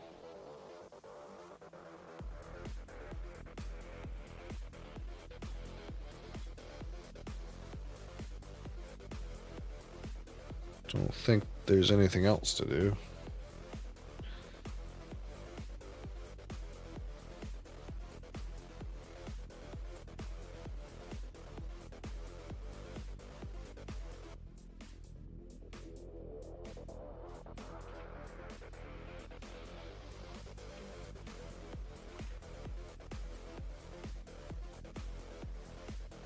Alright, so we can go in here. Nope, go. This away, this away.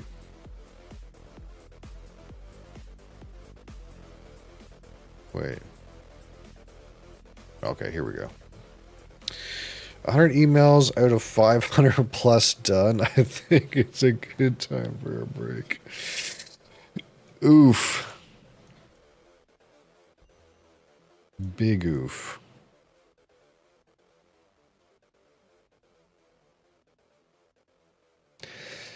Here the real question is, though, okay? Here's the real question. Out of those 100 emails, out of the 500 plus, how many of them needed to be a meeting? It probably would have been worse if it was a meeting.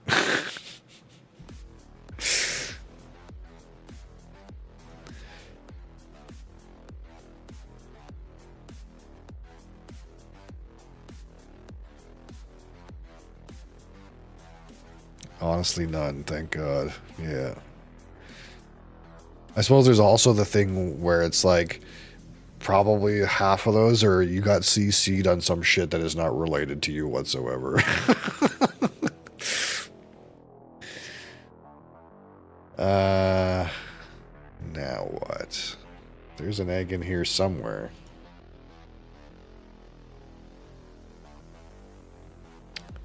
By the ladder.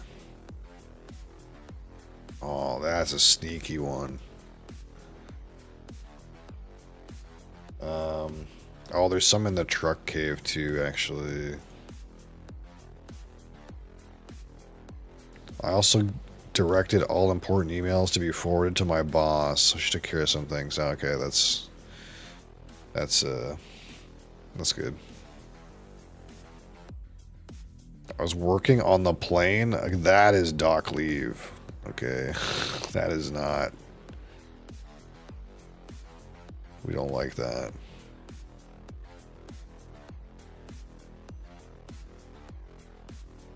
There's another egg in here somewhere.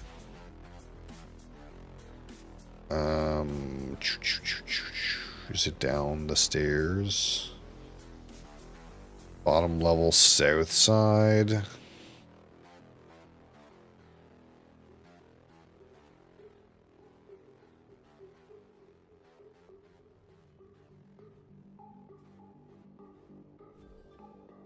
So there is an egg down there somewhere. Okay, we have to come through the other direction anyways.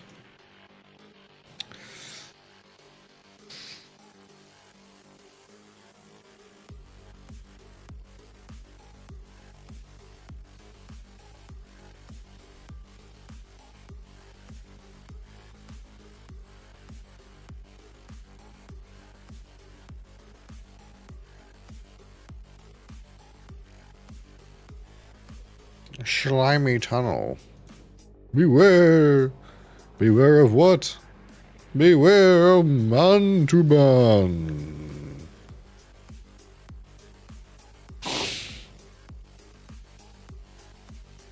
I demand you act like a proper ghost. Oh, man.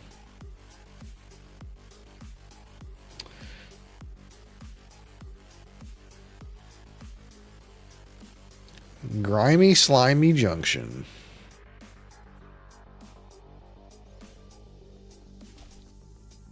A one-eyed blob. You dare fight me, one-eyed blob? Thanks to the new combat update, I fear no one-eyed blob. Except for maybe the one-eyed blob this man's fighting. That one might be scary.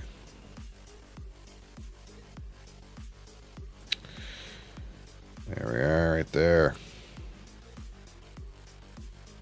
The camera really doesn't like this one.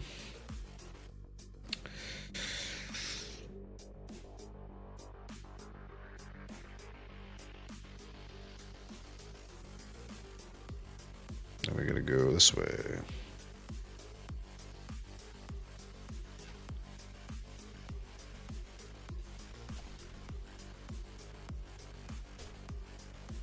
Skibbity doo dah.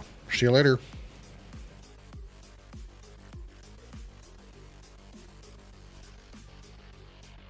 How dare you? I'll do work on my vacation, but then some days I'll leave work early. Yeah.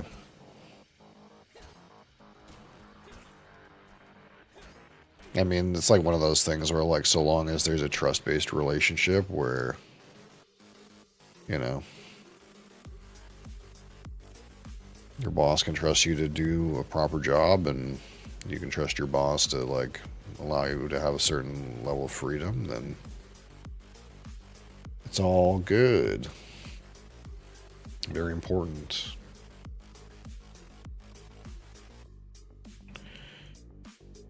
Now to the torment chamber.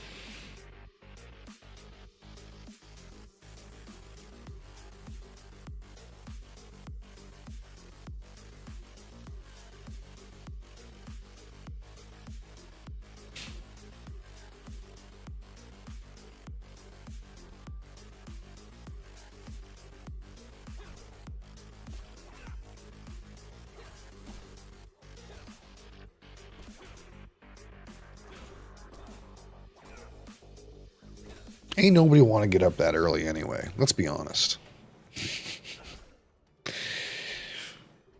I could never work a job where I had to be somewhere at like 8 in the morning. There's just no way. That sounds terrifying.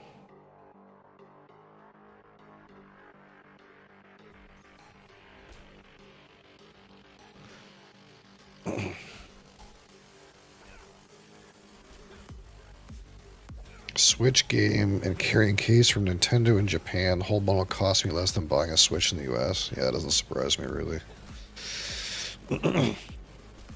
Something export market. It's going to cost even more now though.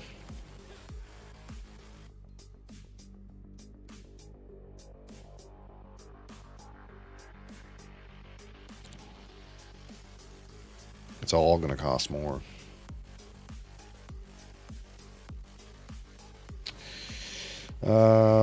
What's next? Cave of the Crystal.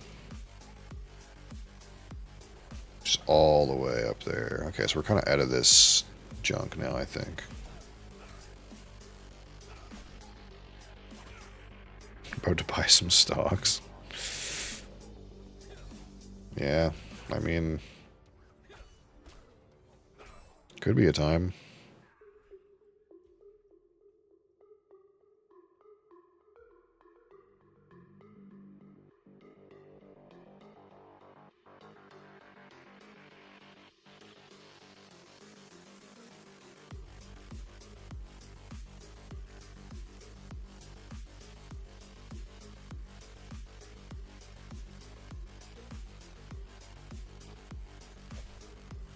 Because this is definitely like, I don't know, it's kind of a situation where it feels like it's a period of temporary turbulence, right? But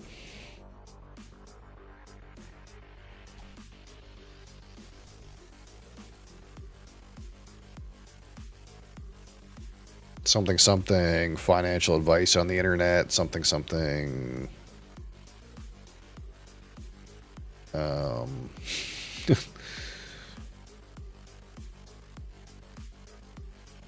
we try not to give any of that.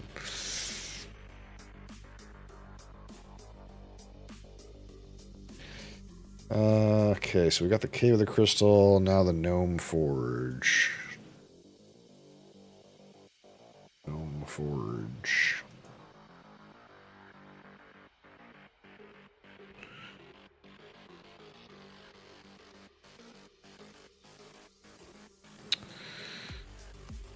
Yoo-hoo!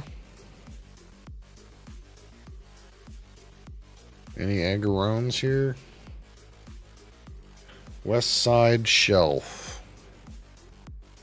Ooh.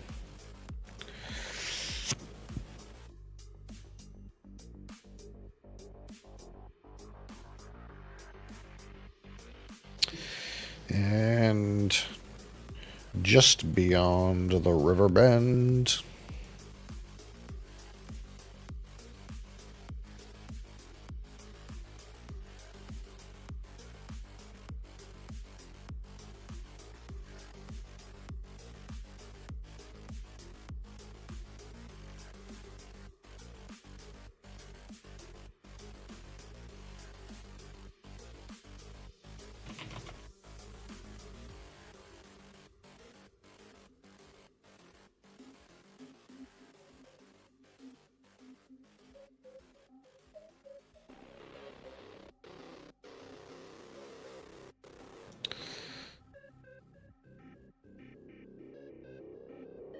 Other side of the river. Oh, I see it. Dang. This is the one where you have to, like, go all the way the fuck around to get to the other side, isn't it?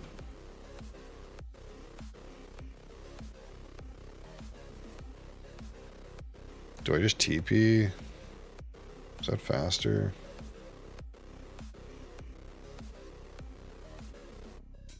Yeah, it is, yeah.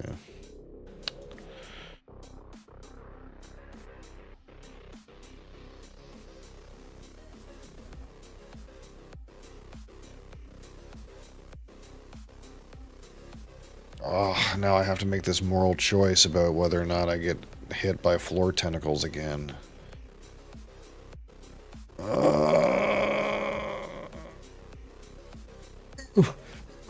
I suck. Just die. Just die.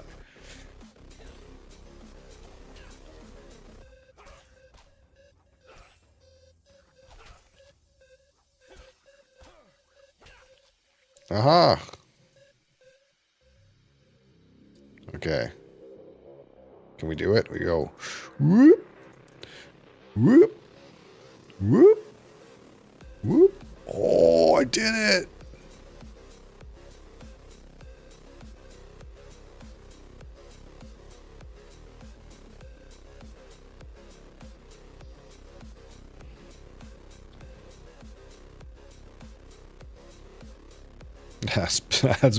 That's big. I'm ready for raiding.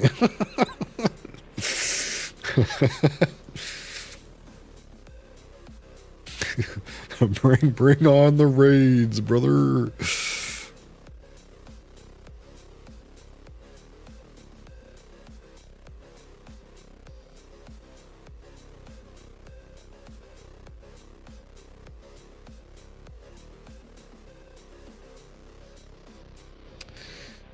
Time to collect.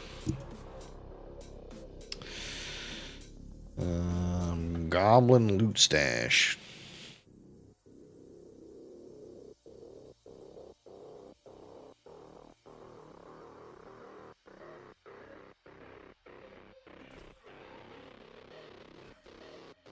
Like, squeeze me.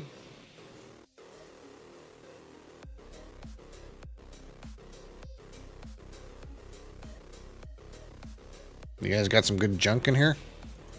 Whoa. 155 copper. Olay. A rapier and a level 1 sword.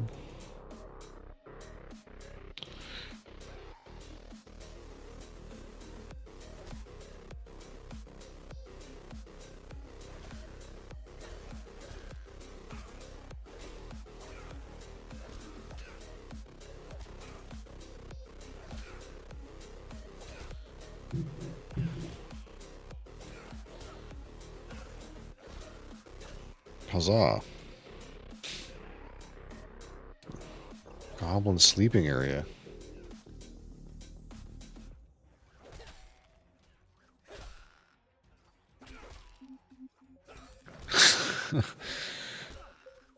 Barabani has a comically large hammer.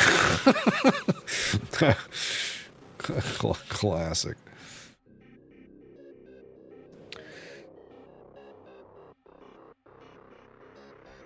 I'm just gonna steal your egg and your money. You can keep the flint though.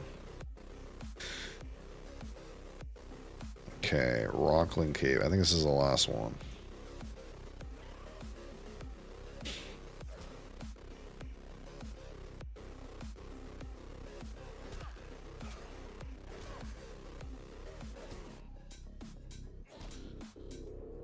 We'll see what's on this other side first. We'll peek in. We'll have a little peek. Hello? Goblin sleeping area. I guess I should have. I should have seen that coming.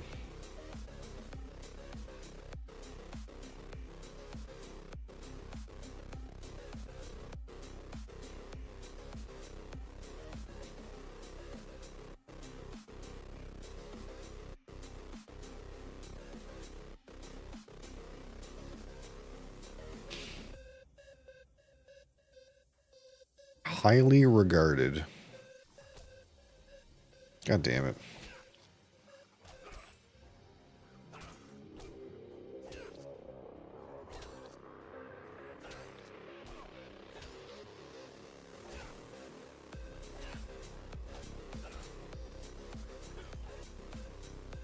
The sucker mine reagent. Good thing I'm not a sucker.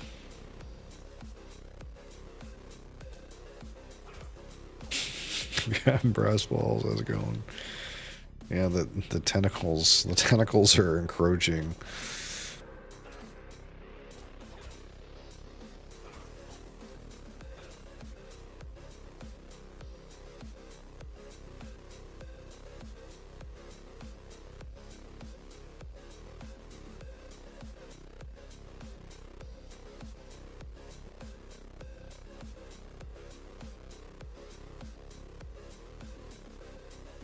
Hippity hoppity.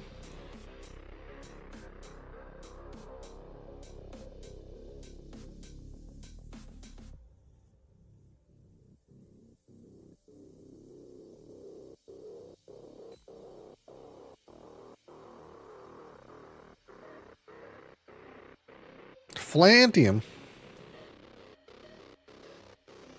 Getting to work on that flantium.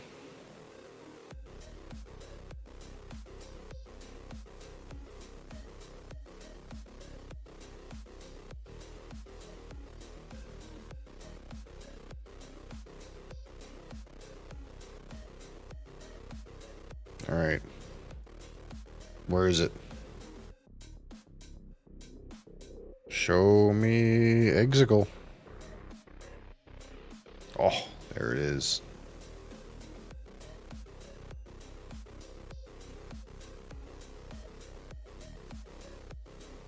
All right. Now, let's hope. Let's hope and pray. We click on this thing. And we have 32 out of 32. Excellent.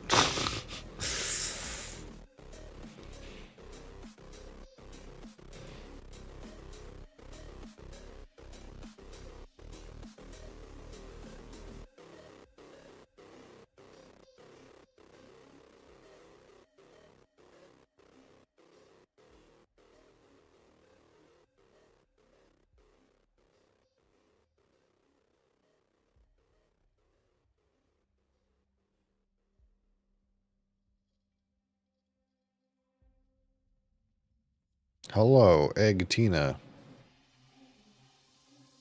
You can have this fantastic reward, I decided. You decided. Oh, the black one. I actually like this one. Boom. Are these... I wonder if these, all these fucking hats are gonna be like, of any consequence at some point. I have so fucking many of these Christmas hats, dude. It's comical.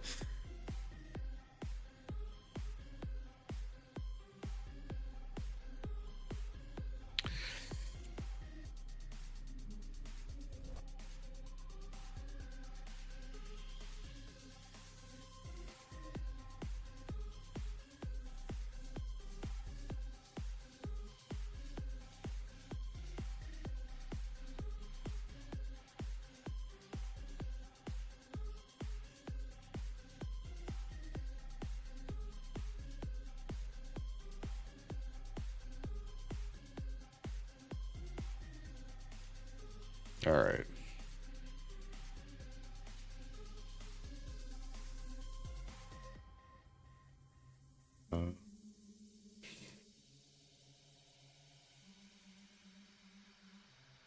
Oh, this one starts at the other.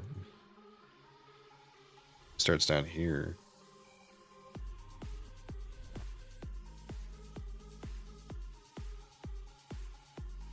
I guess that makes some amount of sense. Old Stinky Pete.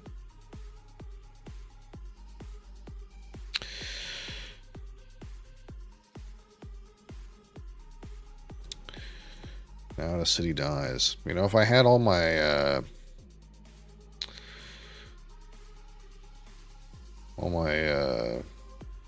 safe houses done, or whatever it's called, it's probably faster. Crime dens, I guess. I don't know why I'm saying safe house is Path of Exile.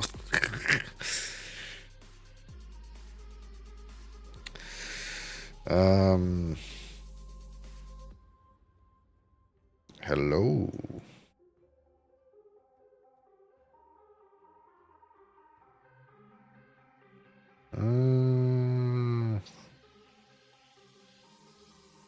Under North Fabric.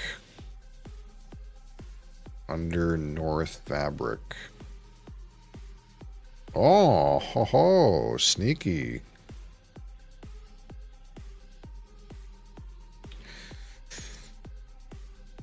Then it goes all the way the fuck over here. This is great game. Yes. This is great game.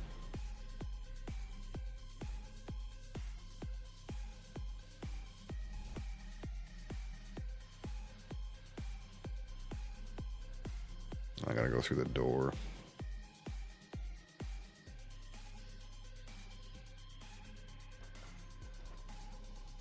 Do you like to play more game?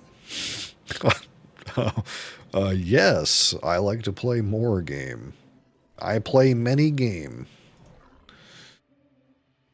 Many game. Fine, I'll kill you.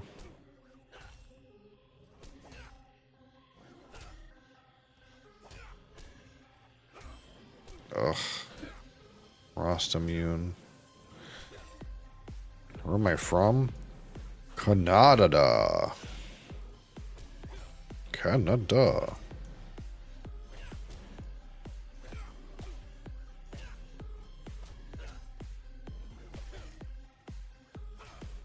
Boom. Nice. You're from the UK. Oh, I see. Fancy pants over here. Just kidding.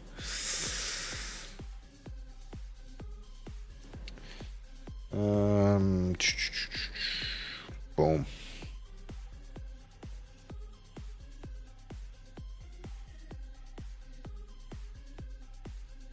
Isn't there another one around here somewhere?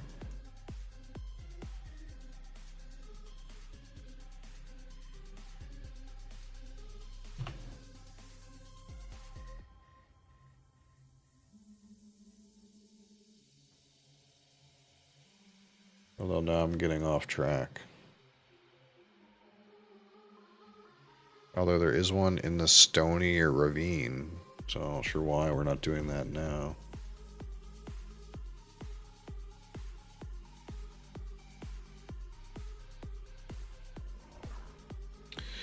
What's my favorite color?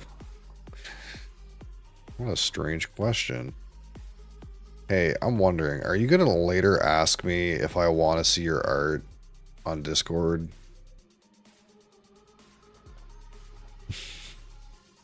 I'm getting that vibe.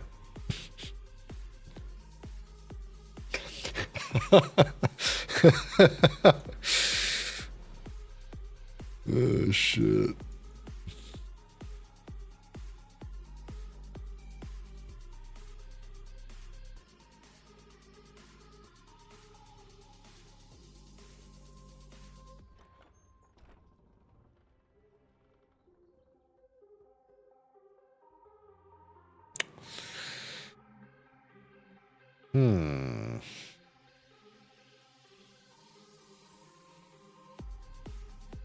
Oh, I fucking knew. I'm so good at seeing these guys coming, dude. I knew it, dude. I knew it. I fucking knew it. I fucking knew it, dude. I like how you guys can't see it, but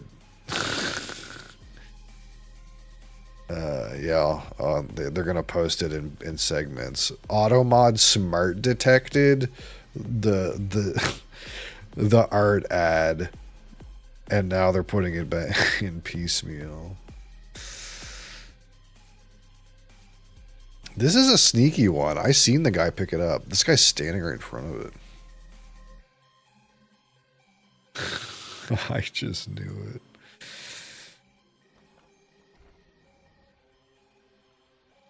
It's like there's a couple telltales, but the easiest one is when they like there's like a script. They ask you where you're from. They ask you if you like the game or what's this game about. And then they ask where you're from.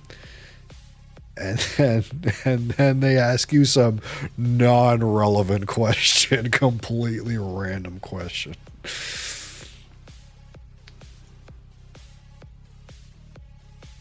Some of them are a little sneakier, though. You like it? Holy fuck. Don't you start. Wait, are you saying, Cap? This is just a long con for your art your art hobby, isn't it? OnlyFans. Oh shit.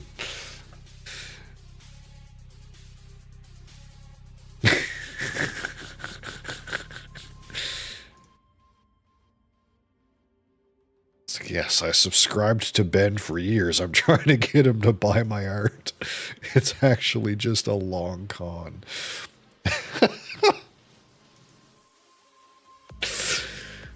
Holy shit. Okay, I did all the ones outside.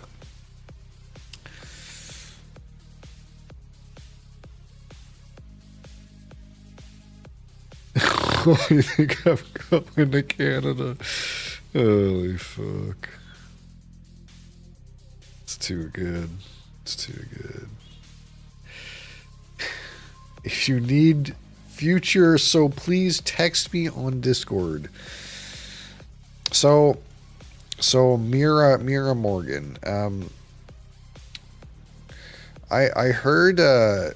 How did you get into this? The last person I talked to who did this, they said that a company approached them at a university to do this because they were an art student at a university. How did you get into doing this? You know, because you don't seem like a bot. You seem like you're a real misguided individual. How did you get into this gig anyway? I'm curious. That's your disc. Oh, I'm well aware of your Discord. I mean, in terms of this, you know, do you use software to find broadcasters? Is that how it works? That's what I was told. You have a software program that like detects people who are good candidates.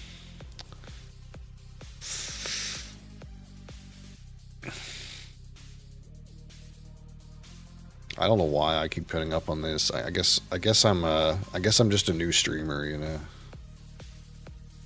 That's why I keep showing up on these programs, you know. I'm a new streamer.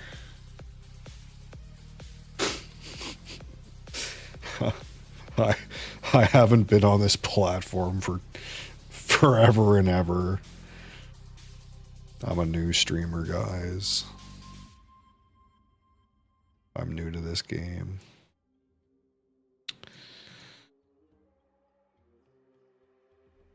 I think Mira Morgan's not going to tell me. I think they're not going to tell me. Use software to make artwork. No. I mean, like, how do you find streams? How do you find streams, you know? The last art person I got to talk to me said that they're using a program that's provided by a company. And that company, like, approached them about this at a university where they were an art student. Is that your situation? I'm curious. I'm just curious, you know. How do you get into this gig, you know? There's so many of you guys doing the exact same thing. You know. You're all doing the same thing. So, you know, what's the scoop? How do you get into this gig? What if I wanted to sell my artworks to random streamers? Random? I found your stream? How? Of all the streams.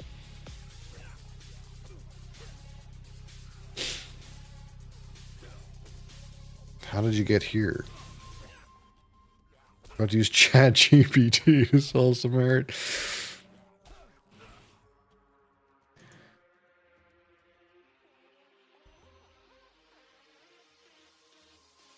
You sure you don't use like a third-party program that suggests you good candidates?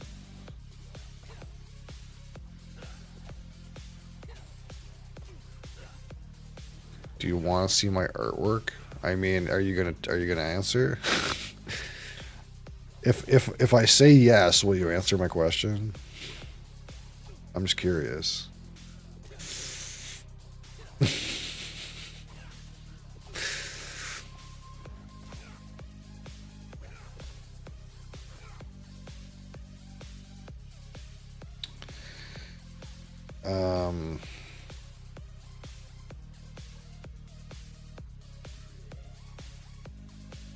Dusty Alley. Is this Dusty Nook in here?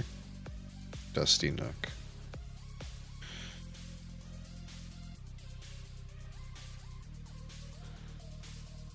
Look like you can be a Ghibli character? What is that? I don't get it. Search Google for Ghibli.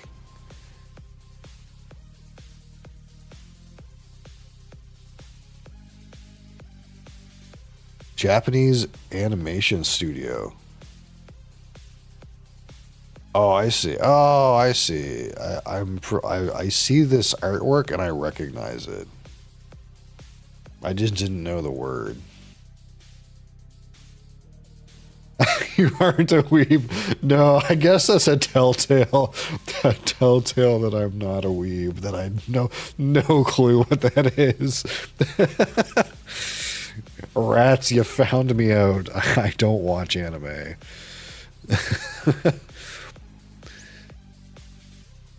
The closest thing I've ever done to anime is I played Final Fantasy XIV and paid attention to the story. That's the closest thing I've ever done to anime.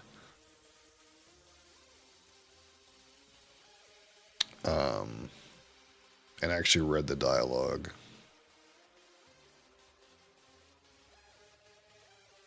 Forensics lab. That's all the way up here.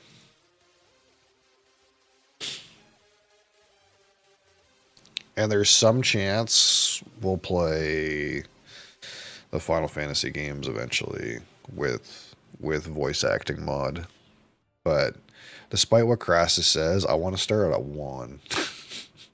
Even though I know the stories aren't related, I still want to start at 1.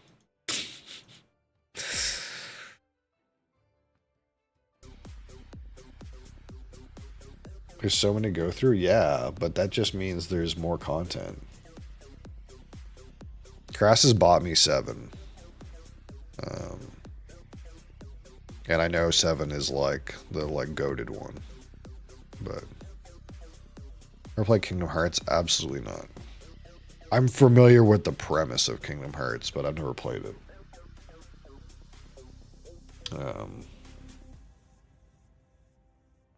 I'm very much like spent the first well, that's the wrong way to put it. We'll just say I for the most part have spent most of my gaming career not playing single player story related games. I mostly have played like MMORPGs, mostly of the sandbox variety, and like competitive multiplayer type games. Those are like, but not shooter related ones, except for Counter-Strike. That's kind of like my real area of expertise, I guess. That's not the right way to put it, but I've got very few like single player story games under my belt, like AAA title type of things. I've played very few.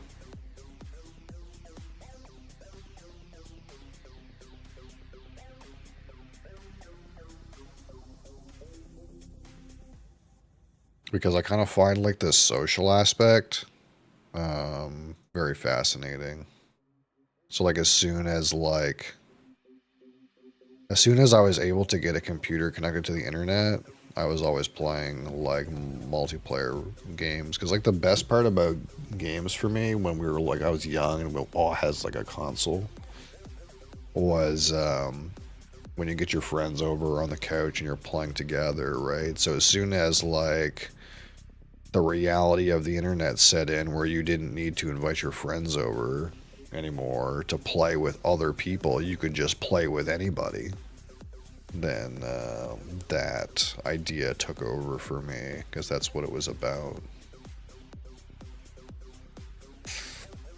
You're missing out. Those are some of the best games. Oh, I'm not at all discounting that reality. Just that it's not where I've primarily been operating in that space.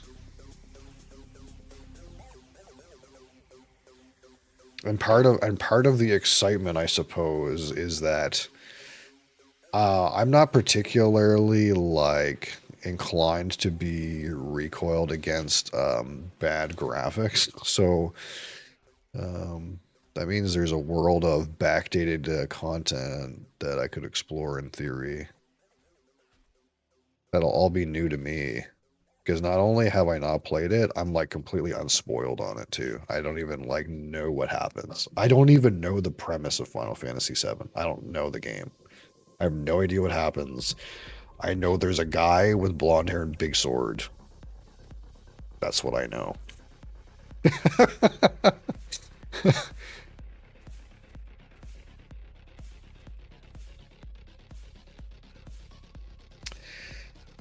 Northeast.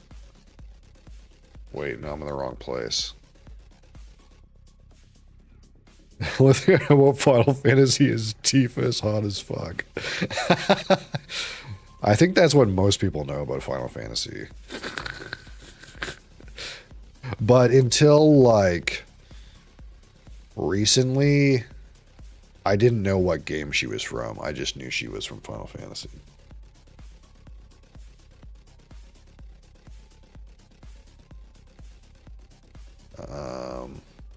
I have played BioShock, the original BioShock. I have actually played that game.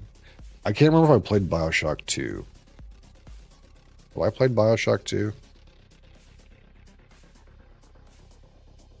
I have it.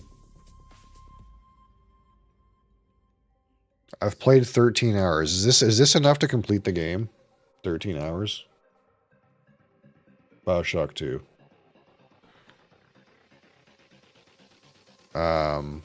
Because I know I completed one and I only played 12 hours of one.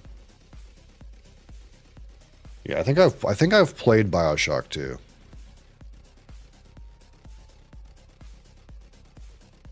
You can skip 2 and go straight to 3. Yeah, like my wife owns Infinite. You played Infinite, right? Yeah, she finished Infinite, but I've never played Infinite.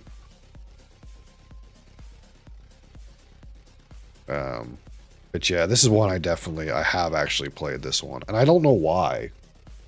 I don't know why this is one of the few that I've actually played. I think I played it around the same time that I played Fallout 3. Because like the Fallout games are ones that I've played. I haven't played, well actually I haven't played New Vegas. I've played 3 and 4. But I've never played New Vegas.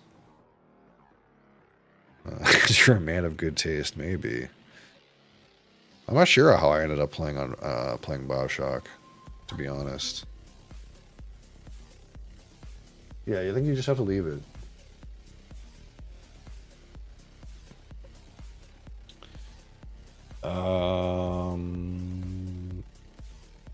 The gate. Wait, how do I get in there?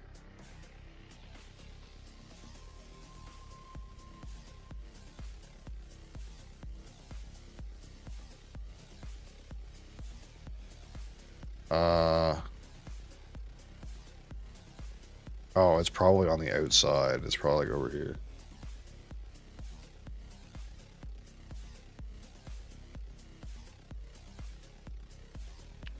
Boom.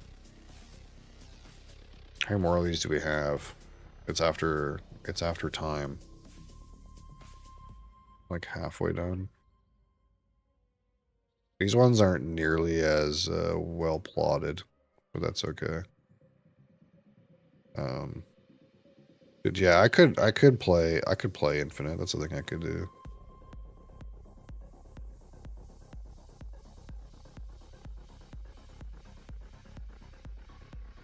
She just knows you're in the kitchen.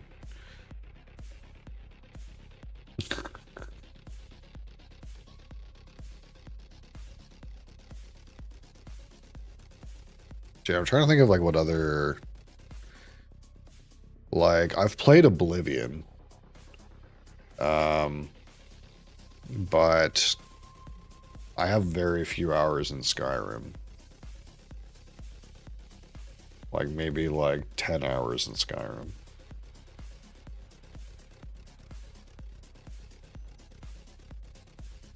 That's true, yeah.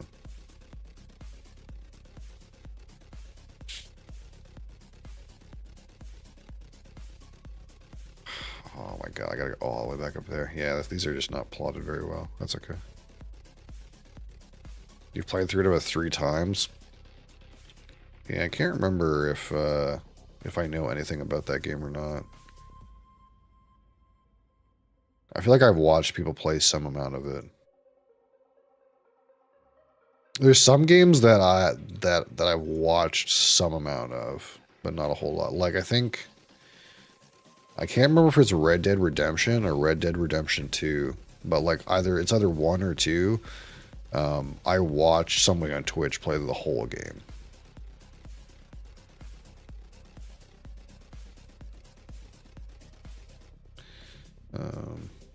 Yeah, that is true. There is some games that I have a hard time with because I have motion sickness issues. Like we tried to play Dead Space 3, I think it was, right? We tried to play Dead Space 3 because it's multiplayer, and I couldn't play it. Like I just wanted to vomit like almost instantly. But I've learned some tactics that might help. But kind of like with Doom, like Doom, it took me at least a week, right? I think at least a week of me trying to play the game before I could play the game. um, which is like annoying. What was that game we played together? Fear 3.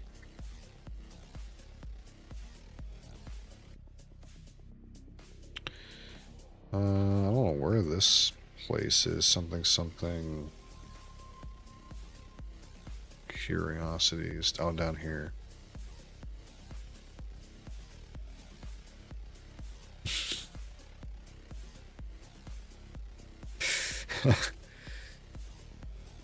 Yeah, it's the most romantic time in our relationship when we played Fear 3 together. Apparently that was romance. I didn't know. That's true, we don't have time to play the game this early. Yeah, it's hard to find time these days. That's true, we didn't live together at the time. Is today a fresh crack day? No, we yesterday we cracked this here. Smith and Cross traditional Jamaican rum. That's what we cracked yesterday, which I expected it to be a funky adventure, and it was a funky adventure. Definitely a funkster. I don't know if you've ever had this, but it was funky. It was a funky one. It was a funky rum. Not bad. It was like the eye-opening, weird experience I wanted it to be. The palate was not the best. But, again, this is like, I don't know, 1.5-year-old Jamaican rum. It's really young. My rum experience is very small. Mine's not very big either. We can have that adventure together. I have more rums in the pipeline.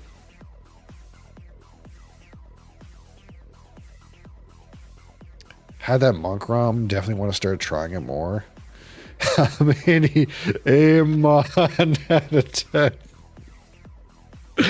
Amon. I don't know, man, because this is a British company, so there's something weird about that, you know. There's something colonialism, stinks of colonialism. But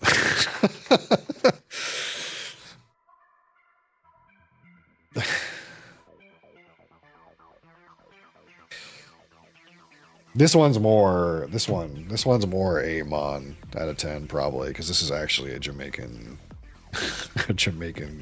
company, I think. Wait. It says Ray and Nephew Canada. Who owns this? Who owns Appleton? I forgot. We're going to find out right now.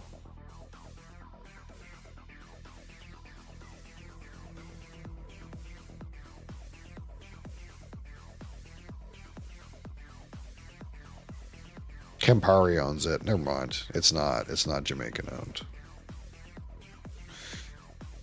But an Italian company is probably better than a British company when it comes to colonial assets.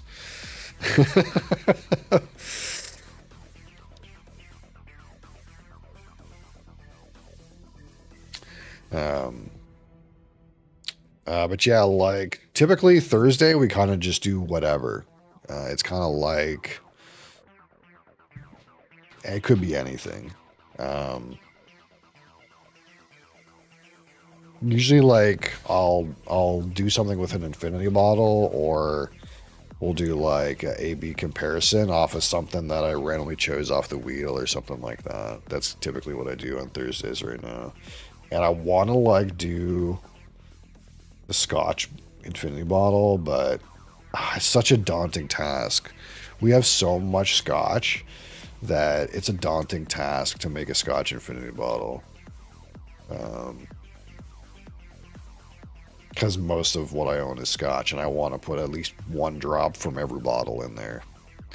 So when we talk about getting like 100 bottles out, it's like, oof, that's a lot. That's a lot of bottles to get through.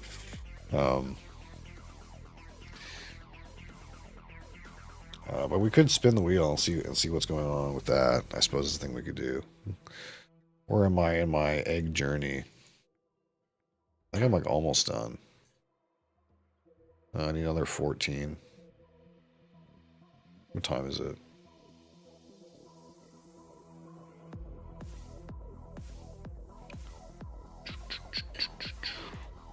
Yeah, we can do food and drink now. It is food and drink o'clock.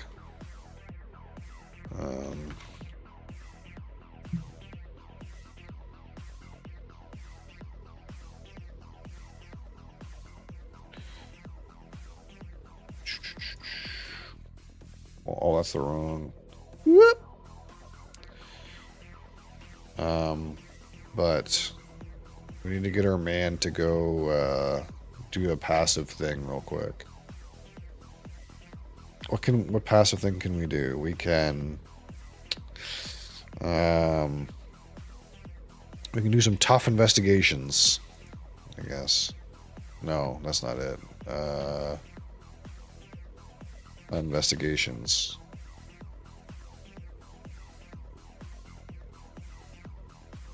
I'm on the wrong tree. Intricate evidence filing. Yeah, let's do some intricate evidence filing.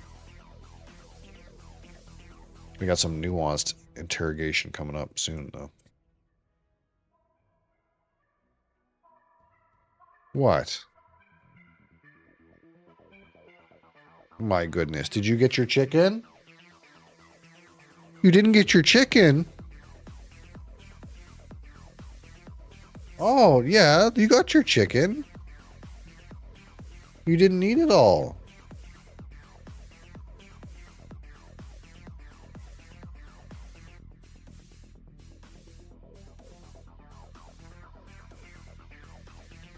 What? Are you here for alcohol? My goodness.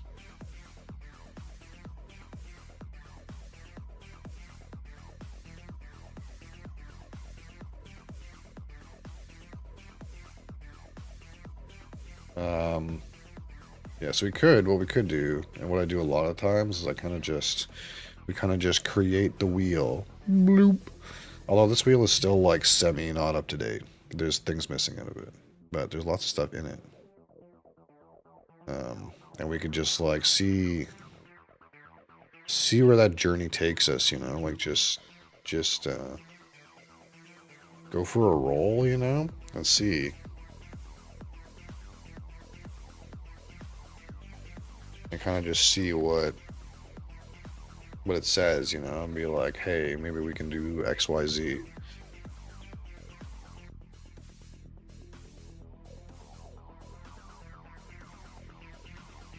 No. We just talked about rum yesterday. Can we do something else? Mosley should pick a bottle. Mosley's waiting to get some grub. He's waiting for a treat.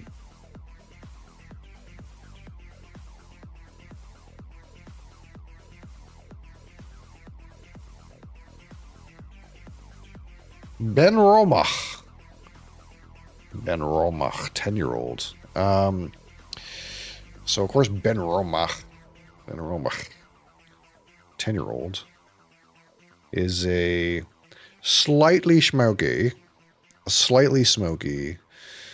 first fill 10-year-old Scotch. That is slightly smoky. What's the Ben Romach? What's the Ben Romach ppm roughly? Out of curiosity. Love that you don't abide by the edict of the wheel. No. If it's like being a piece of shit and not serving its purpose, the purpose of it is to like kind of like provoke something we don't normally do. So if it's going to provoke something I literally just did, I'm going to be like, no, we just did that. You know? It's a tool to create more interesting situations, not a wielding scepter. What are you doing to my light?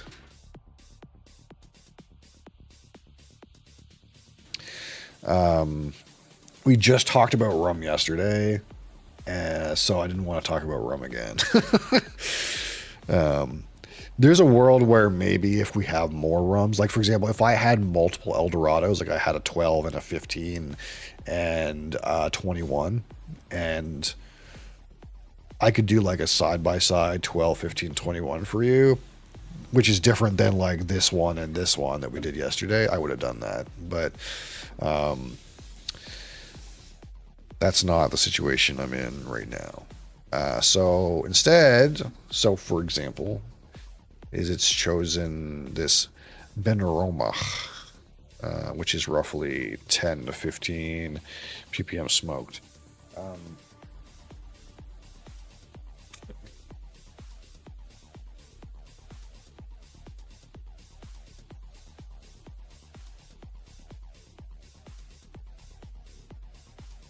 She seems to come back to it. That's what I noticed. She comes back to it. So pretty, see?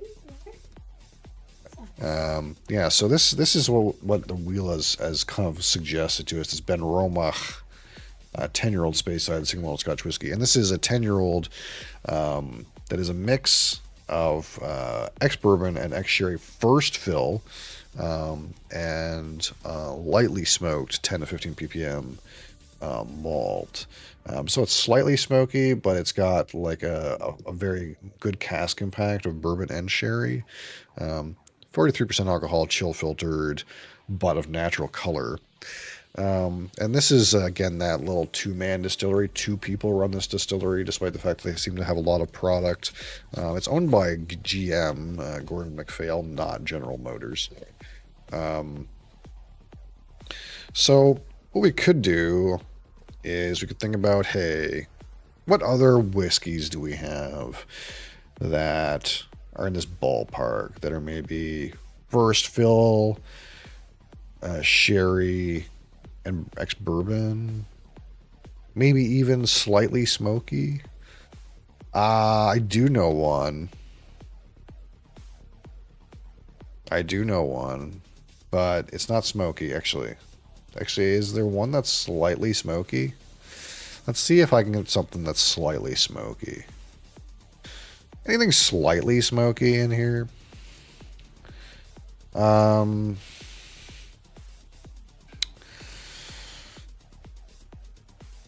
is a little too smoky, but I think this bottle will blow Bamore 12 out of the water, to be honest. What could we say? Anything slightly smoky? We could do something that's not smoked too, but let's just make this disappear real quick.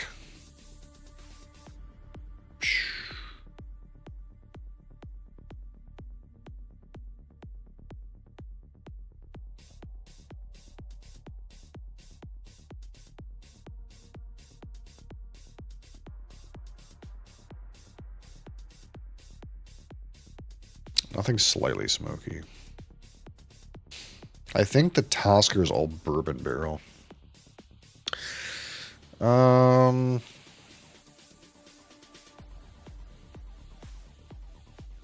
what we can do, what we could do,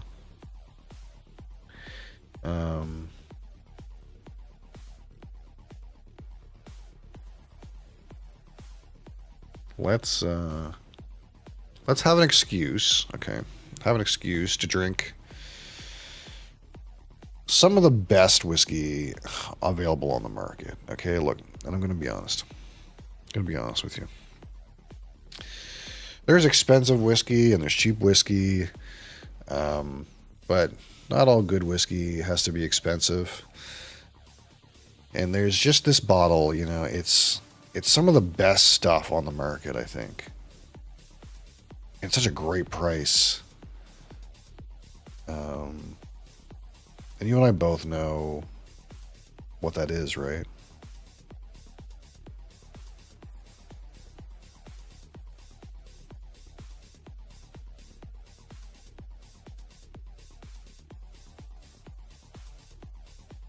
So good. So this one here, it's not smoky. I know it's not smoky. It's not smoky, but it's a little funky. So again, this is the Craig Ellicky 13-year-old. This is a Bacardi product. 46% alcohol, 92 proof, non-chill filtered, natural color. And this uses first fill, refill, rechar, ex-bourbon, and ex-sherry. And then also has a first fill and ex-bourbon, ex-sherry finish. So there's lots of... These both have first fill, ex-bourbon, and ex-sherry things going on. So it's a good place to be, I think. Again, they're both Speyside single malt Scotch whiskies. One's slightly smoky. This one's got a smoky component. But this one's got a sulfury component, which is a little different. So again, the weird thing about Craig Ellicky is they get their malt from the Glensk malting, and at the Glensk malting, they have their own kiln just for them, where they have oil-fired. It's an oil-fired malting. So typically, you would use steam to halt the malting process. Typically, if you have a peated whiskey, you would use peat to halt the malting process, and thus peat smoke the malt. Kind of like probably some amount of the Ben Roma has a peated component. But Craig Ellicky uses malt that is essentially oil smoked, and that adds to its sulfury character. And of course, this is worm tubbed, all the nuts. So it is very funky in terms of its sulfury capacity. And again, sometimes that sulfur is like slight cleaning chemical, slight dental floss kind of note. Sometimes like burnt matchstick or egg salad, depending on kind of how it hits you. It's fantastic at what it is. Yeah, and like even though, again, this is why I make it clear that this is not that expensive, but it's one of the best whiskeys on the market, I think. And even though like I've spent more than twice the price,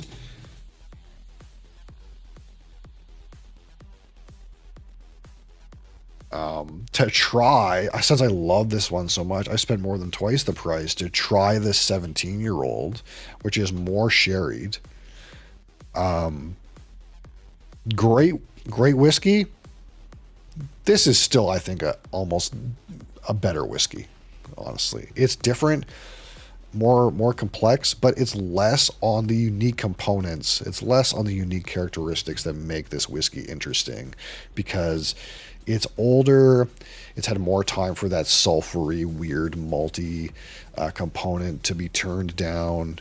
It's got more sherry, which hides some of those unique elements. This is just a great expression, I think, overall.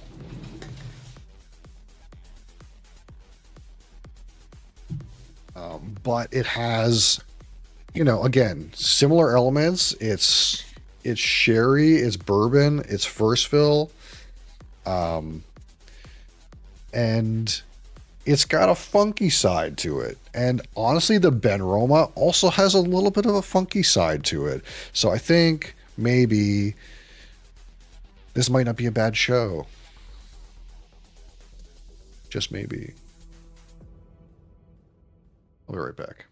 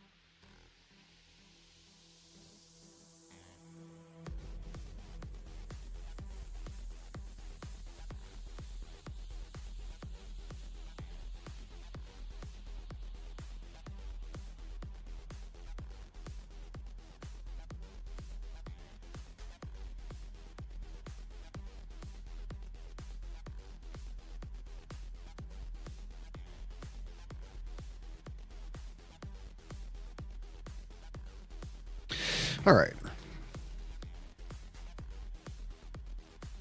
So again, the Kergelik is 3 years older, but I don't think that's going to be. It's also a little higher proof, so it may be slightly unfair. But I think the most interesting part is just going to be what flavors and aromas clearly pop here, which I think somewhat probably the smoky component pops here, and probably the sulfury component pops here. That would be my guess, but sometimes you never know. Wild things happen. Like I got that weird kiwi note out of this Appleton yesterday. That was kind of funky. So we'll just do a little bit of a bloop. Let's see how these get on. I've also heard on the grapevine from Ben Roma enjoyers that this brand is a lot better at 15 years. Apparently the 15-year-old is like way better than this one. Not that this one is bad, but I heard that like on the grapevine that this distillery shines at the 15-year age statement. So we could try one of those eventually.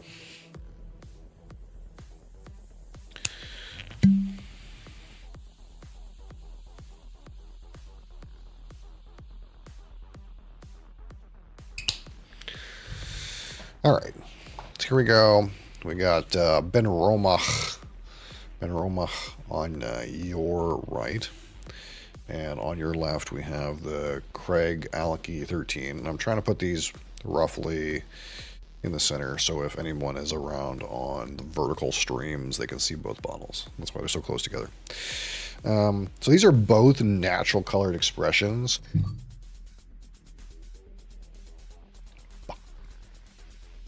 Anyway, so we'll just pour a little bit more of this one.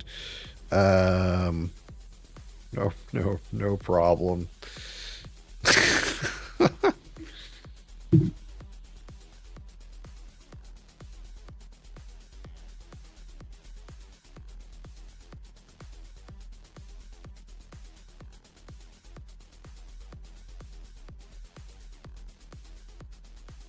I'm sure some self-respecting whiskey enjoyer would slurp that up right off of the desk, but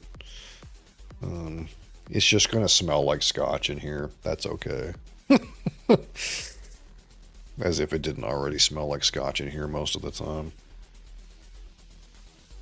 The one downside that your entire desk is a mouse pad is it absorbs whiskey really well.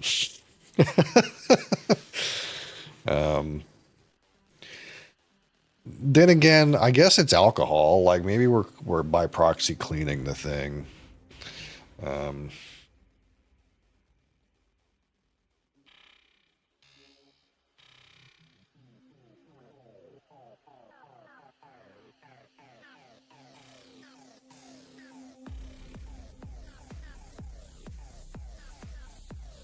Okay. So we'll try not to knock more alcohol out of the glass. All right. So again, there's our Craig Alecky 13 year, again natural color. And this is Ben Roma, again natural color. So of course you get slightly deeper coloration, I feel, on this Craig Alecky, but it is got 3 years more age. The other thing too is while the Ben Roma is first fill, the Craig Alecky has got like a lot of barrel stuff going on, right? Like it's not only aged in first fill, refill, and rechar. It's also finished for 6 months. So there's multiple potential first fill barrels active on it. But again, it's probably just down to three more years in the barrel, I would think, for the color difference. Now the Ben Roma is chill filtered, and of course Craig Alecky's not. This one's a little emptier. Not that that's really should be an issue, but glass fill level seems to have some sort of impact. So we'll just try to make it fair, you know?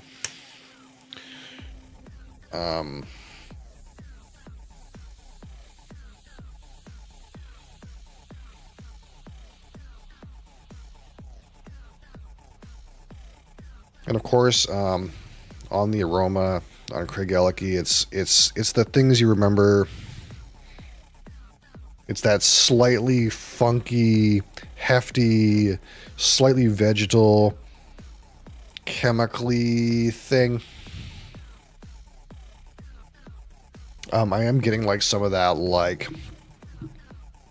vanillas and a good amount of sweetness today. So I think that bourbon barrel is kind of starting to kick in a little bit.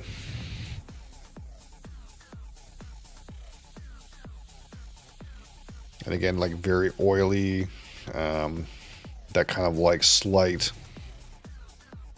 matchstick, slight like candy floss sort of top note to it. That sulfury component, which just makes it so interesting. I am getting like some of that sherry and some of that bourbon barrel pretty clearly, but they're not so strong as to really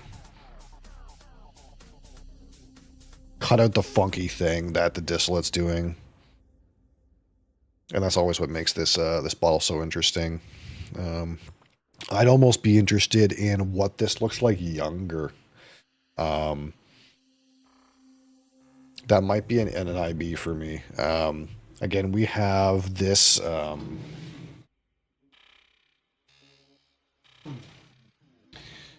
We have this 14-year-old Craig Ellicky IB, which is a sherry butt, which is also weird and interesting.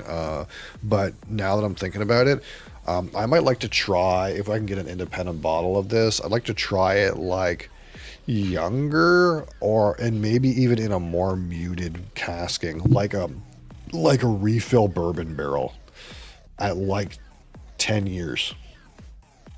Wouldn't that be maybe a little wild? Maybe the sulfur is like too strong at that point, but I'd keep my eye out for something like that.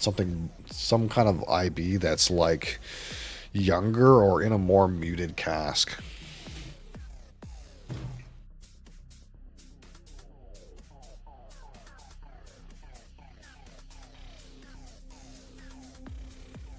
Because of course, one of the nice things about Craig Ellicky is their distillate kind of gets around. A lot of independent bottlers have access to them, so that's always a plus. You can get a better range of expressions because there's not a lot of OB official bottling expressions from this distillery. A lot of it gets used for blended scotch like Dewar's, so you don't really get like a whole range here. It's kind of just a few things. Where did the music go? Stop. All right, so let's explore this Ben Roma here for a minute. Oh yeah, so the thing that jumps right out of the glass for me is the peat. It's definitely like all smoky. But I'm getting like a sweet vegetal component to this, kind of like what is that?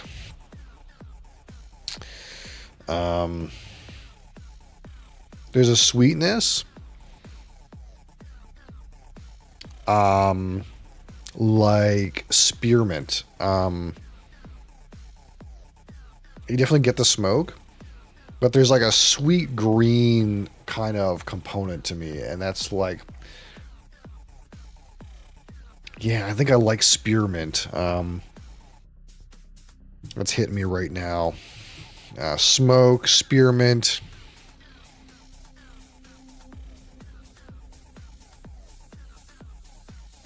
Having a hard time getting under the smoke to get some of those other kind of flavors. I feel like when I fresh cracked this, I could tell it was a little smoky, but I kind of felt it was like more on the like bourbon side, more on the like lighter fruits, sweet components. What are you doing? That's a disastrous move. You think you're going to make that? You're going to break something. Wow. Okay, that was risky. That cat just made a risky leap. Very risky.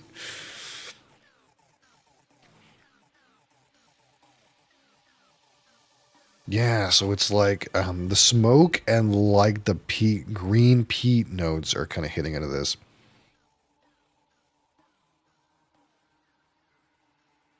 Back to this, it's like the same sulfury components, but I'm getting a lot of like the sherry sweetness. Man, I'm actually still getting most of this full bore again. Still some good bourbon barrel impact, some good sherry, a little bit of like light, like fruit notes, like tropical fruit notes. This is just a great. If you haven't tried this, buy this bottle. Okay? Buy this one. You need to buy this one.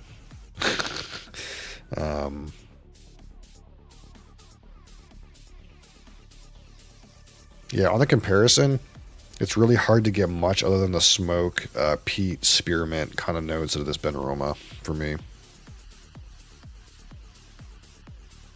What's the proof? This is 46% alcohol, or 92 proof. So it's not terribly strong, but it is robust enough that it's not watery. All right, so we're going to put the Ben aroma on the palate first because that one is slightly lower proof. Slanchva.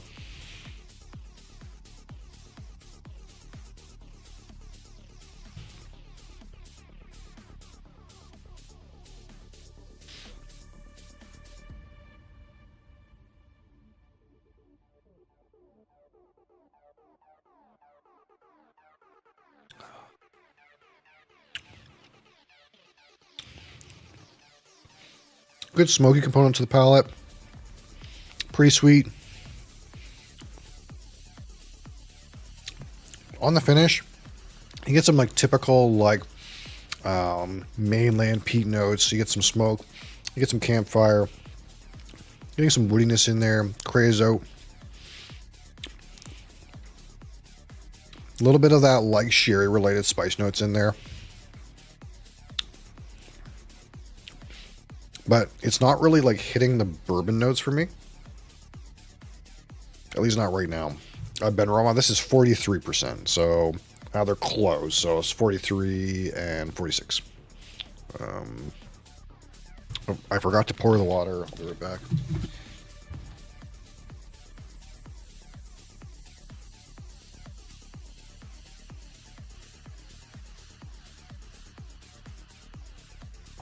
I poured it. I just didn't bring it over.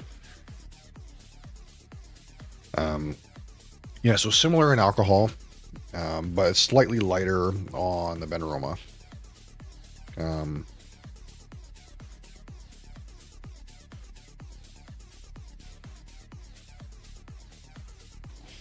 right, and the Craig Elke.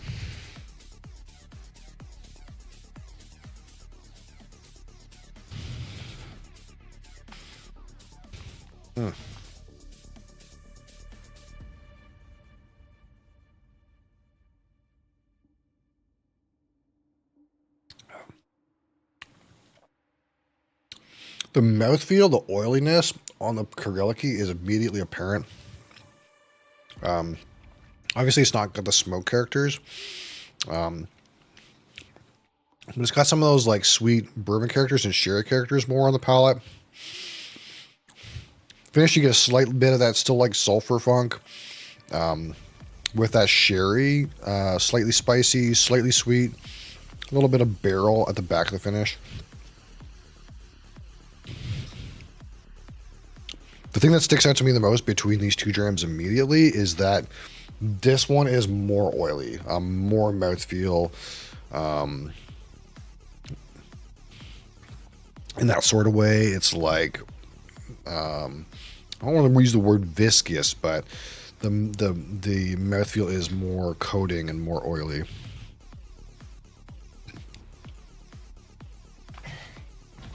Sulfur funk, yeah. So a lot of what certain distilleries do when they create their spirit is like limit sulfur components. Craig Elke is like the opposite. They like do everything to like preserve the sulfur component. This is probably the hands down the most sulfury whiskey you're probably going to get.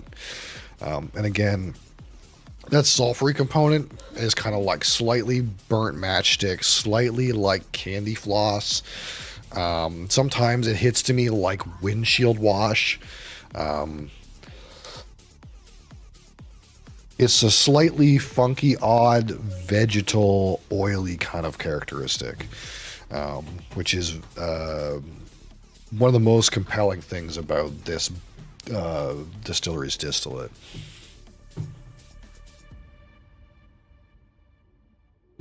Oh man, onto the Ben Roma after we just took a sip of the Craig Elke. It's so campfire smoke. It's so smoky. Again, this is like roughly 10 or 15 ppm. And again, by comparison, like Bamor is like 35 ppm. Lafroig is like 50 ppm. So this is like 10 to 15. But the thing that's standing out is the smoky component, which kind of makes sense. Because there's no smoke on the Craig Elke, so the slight smoke here is kind of like sticking out as the main differentiating factor. Obviously, there's no sulfuriness.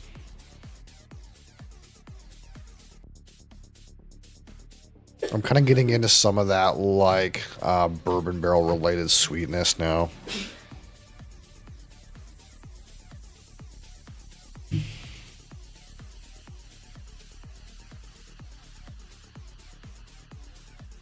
Yeah, it's like all sweet and funky and vegetal on this one. Tropical fruits are hitting too. And this one's all smoke, maybe like slightly bacon.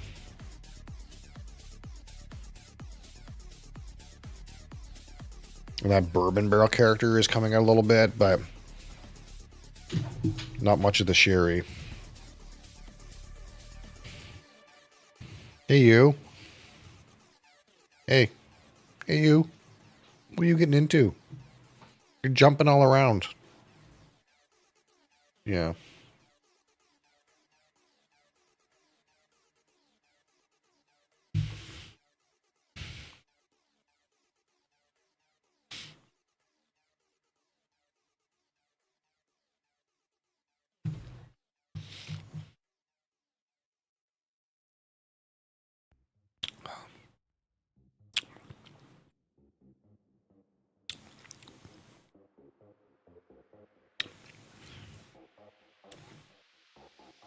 Yeah, I think this is kind of mostly showing kind of what we already knew about the difference between these distillates. Everything about the Ben Roma's smoky components are popping out, and everything about like the sulfur notes of the Craig Elke are popping out. Again, I kind of get more of the bourbon barrel on the Ben Roma's palate and nose, and a little bit of the sherry on the finish. But it's mostly smoky.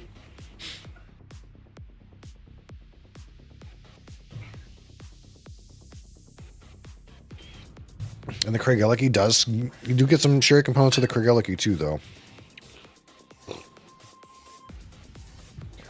They both kind of pretty clearly kind of like have their barrel related notes kind of showing up. And again, they're both first fill, sort of. So it's not all distillate. And again, these are like slightly younger, so the distillate does play more of a factor. The smoky distillate components of this one and the sulfury distillate components of this one.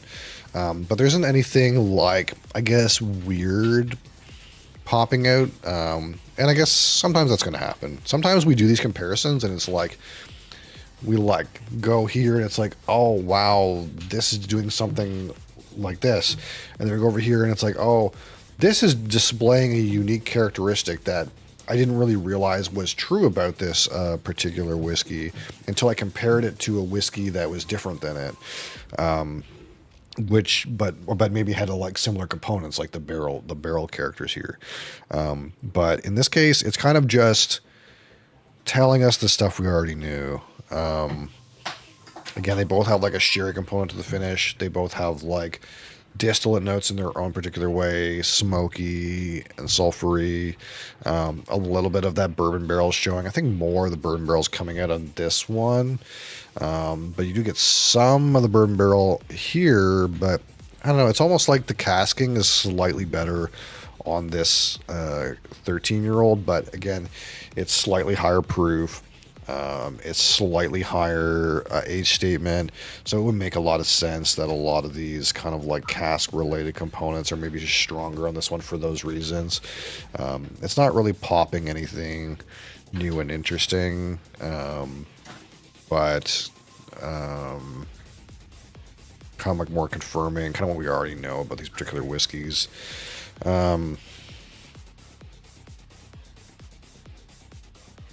If anything, this kind of like made it hard for me to get certain of the fruity malty components out of this Benroma. I feel like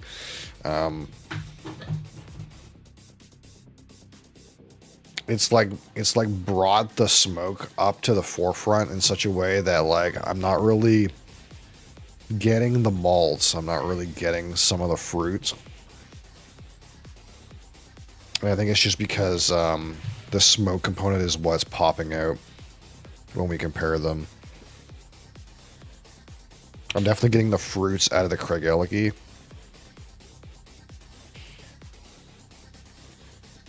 And then like the sulfuriness.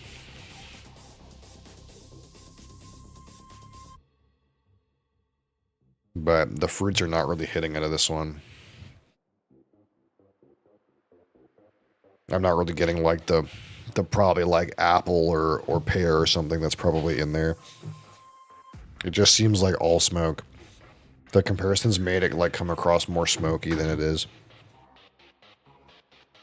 Because my understanding and memory of this particular bottle is kind of like smoke is a component of the whiskey, but it's not like the main component. It's like a thought. It's a thought about it, not a theme.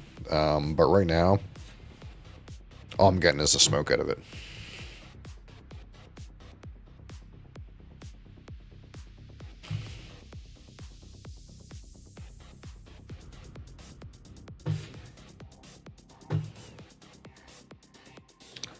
You get more of those barrels on the palate, but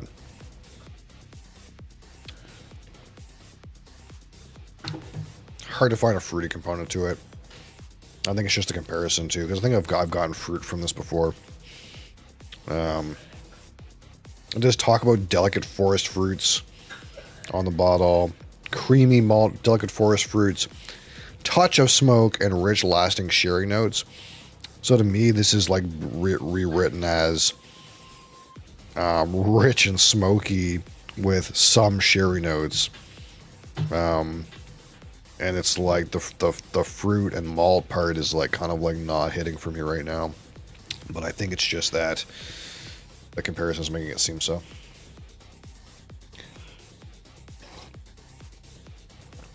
So not bad, not bad. If anything, just an excuse to drink Craigellachie 13, which is a great bottle. At some point, I think I said that this is maybe like not the like easiest bottle for like someone who's new to Scotch, but it wouldn't be bad for someone who's new to Scotch too. But I think the true appreciation of this whiskey might be in after like you've tried a couple. You know, it's new and different, and you may not appreciate what's new and different about it unless you've had some versing in Scotch a little bit. But it's damn good.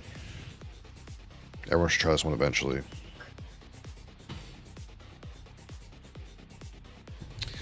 I don't think I've ever had Scotch. Oh, maybe good, maybe bad.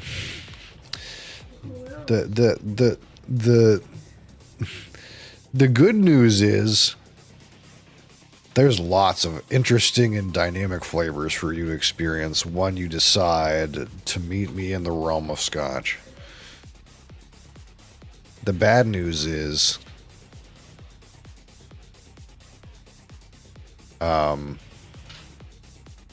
your wallet may never thank you. Your wallet may forever hold it against you.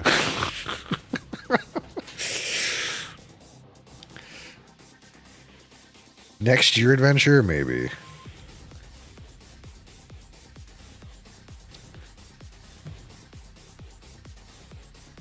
The rums and gins, yeah, rums. We're doing some rums for sure. We have this again. We did try this one, and if anything, what this rum told me is that if this is what a $40 rum can do, it gave me some interesting little hints, some interesting little sprinkles of like, hey, here's a little bit of a teaser. Okay. If you want to go buy a really nice rum that's like $200, this is what it could be like. Could be this good. It could be funky but also sweet and molasses, but also rich tropical fruit notes, but also spicy and bready. It showed me lots of things that could be, if I wanted to buy a $200 bottle, that's maybe like a little better of an expression than this one. It definitely taught me that there is some notes in rum you cannot get from whiskey. They don't exist. You have to go to rum to find them. Last year and the year before was Full Send Beer Adventure. The thing about Beer Adventure is it never ends, man. There's so many breweries and there's so many like craft expressions in beer. The Beer Adventure never ends. The nice part about the beer adventure that's different than the Scotch or the rum adventure is it's a lot cheaper. It's a lot cheaper to buy a couple expensive beers than it is to buy lots of rums and scotches. Gin's not so bad though. Gin is more economical, that's for sure. But yeah, rums and whiskeys. Ooh. Prepare your wallet. But it's worth it though. I promise it's worth it. It's worth it.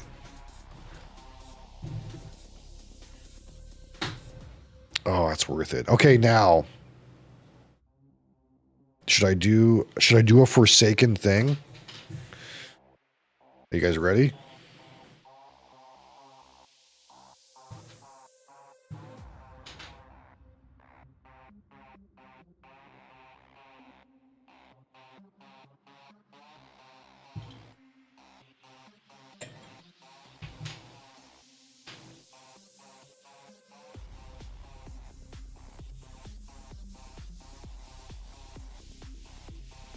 Let's think about this for a minute. My wallet hates me right now. Credit card is like the meme. I'm tired of this crap on. I'm like, it's too damn bad. Straight to jail. Don't pass go. He's lost it. We're going to give this a moment to become acquainted with its new situation. And then we'll see what happens.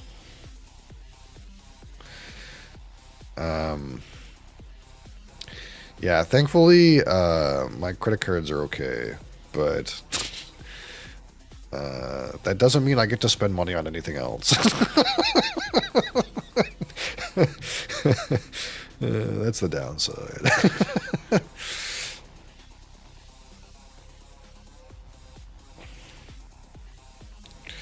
All right, so what if we take two similar scotches that both have similar barrels, but one's got a sulfury component and one's got a smoky component, and then we mix them together? What happens?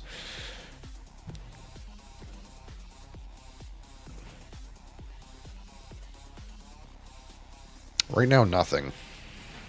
That was the most nothing burger nose I've ever taken out of this.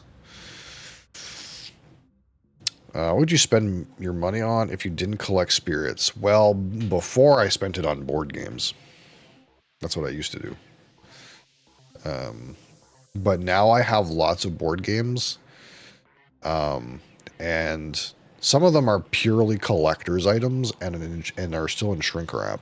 And that is because, not that I don't want to open them and play them, but there's no opportunity for that. So it kind of became this weird thing where, like, I love board games, but when you don't use them for their intended purpose, and that's somewhat of the value of the reason you bought them to begin with, because it's like one of those things where, like,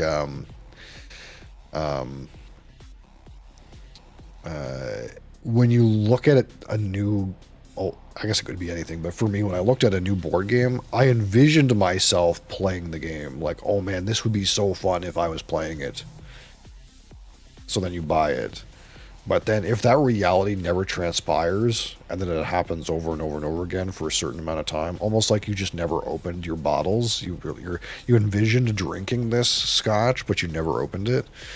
Eventually, you fatigue a little bit on continually to buy new bottles and never opening them. So that's kind of what happened a little bit. And I started buying them because I was playing every weekend. Every weekend I was playing games.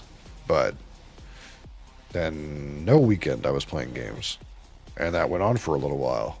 So now I kind of like, there's some games that I keep up with, but most part I don't buy stuff anymore. I have a lot of really nice games though. And I think the only other thing that I've wasted a lot of money on is if I was really invested in a game, in a video game, I would like buy stuff on it. That's like the only other thing I can think of. Like all this, like, I don't have any on me, but all this like random Path of Exile like shirts and merchandise that I have. That's because, like, if you spend money on Path of Exile, they like send you merchandise. Waste a lot of money on Twitch.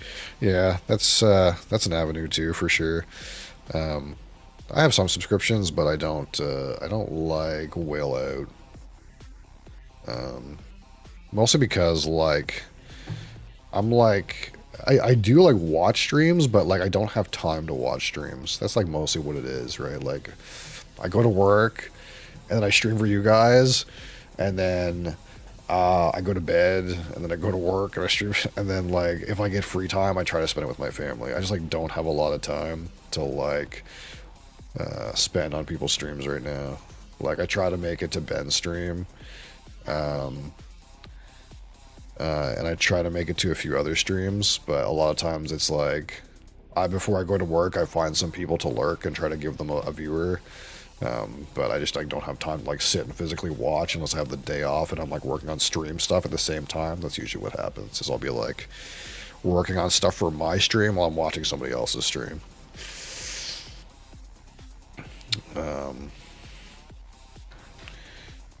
I only keep subs to people I watch very frequently. Yeah. And I think that makes a lot of sense, right? That's what a subscription tool is for.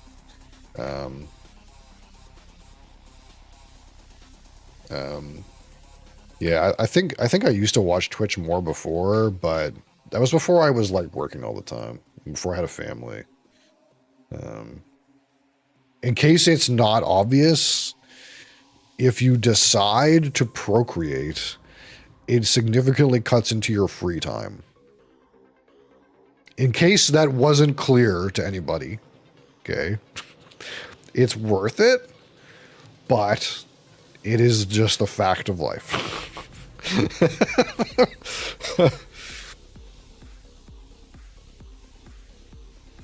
Man, where's the smoke gone? I really thought I was going to get like a smoky, sulfury thing out of this, and it's kind of like just... It kind of smells like Craigellachie just ate the Ben Roma. I still get the sulfury note, but I don't get the smoke.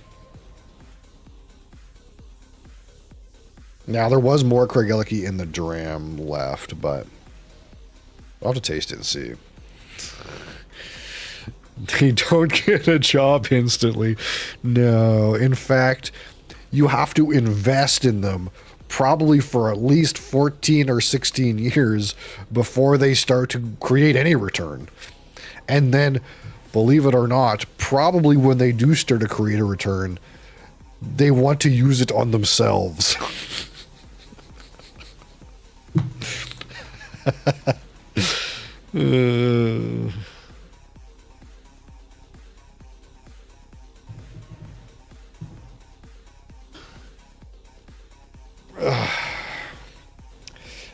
You're a freeloader, get a job. Yeah. I got a couple furry freeloaders too. I guess at least Mosley contributes to the Mosley fans. You know, I had a dream that, you know, maybe if I really went hard on Mosley fans, that maybe he would suffice to pay for his own way, but I'm not convinced. Here's the reason I'm here. Look, he's got lots to show. Yeah, this is kind of just like Craigellachie, like a little muted.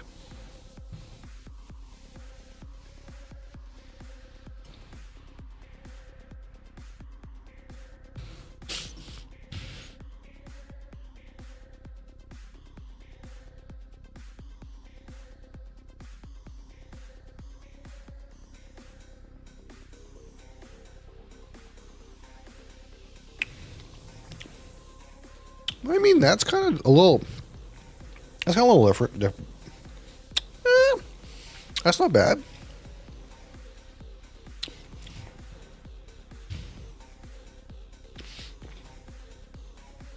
You don't get that much smoke out of it. You get like maybe like a third of the smoke that's like on this normally. But you still get like the sulfury components. It feels like the sherry is more present. I feel like it was like, I mean, it kind of makes sense, but I feel like the sulfury note is like down a little bit, but you get like some smoke. And then like the sherry's stronger. And you get a little bit of bourbon, but not a lot.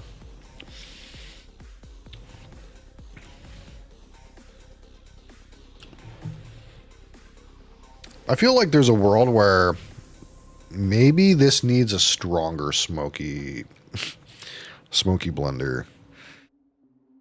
Maybe we need to put some Craigellachie 13 together with some Lefroy. Give it some more a smokier partner.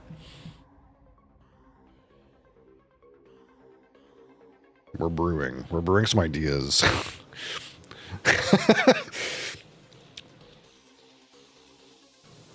Not bad.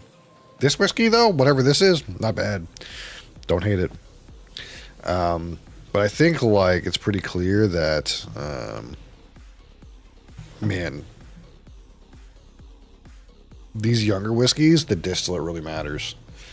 It's really clear that the distillate matters a lot. Because that's kind of mostly what we got out of these. But yeah. Yeah. Thank you guys for watching. Thank you guys for being here. Tomorrow, we do a live review. Live review tomorrow. I will post something on Discord today. Not Discord. On YouTube today. It'll probably be like one of our tastings from the weekend. I need to post a Discord community update. I don't know if people read those, but I meant to post one this Monday, but I forgot. So if I need to go here. Discord update. Enter. Remind myself to do that maybe today. I need to post the new poll for our fresh crack for April. I'll try to do that today. We'll probably do it on April 26th. That'll probably be the day, April 26th, Saturday. So that's the weekend after Easter. That'll probably be when we'll do it. So I'll try to post a poll today.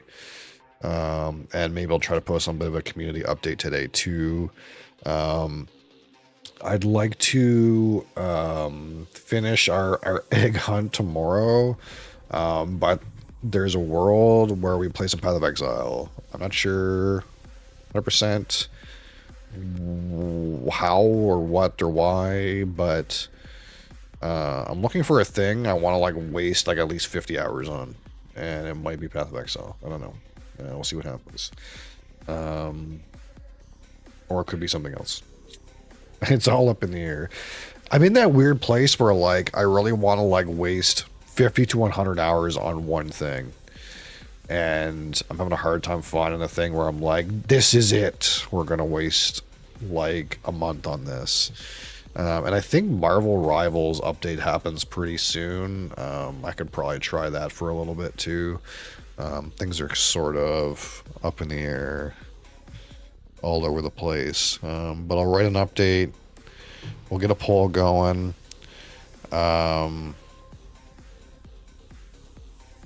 There's more stuff in the pipeline, but there always is. It's just a matter of me finding fucking time to do it. Appreciate you guys. Thanks for being here. Thanks for the support.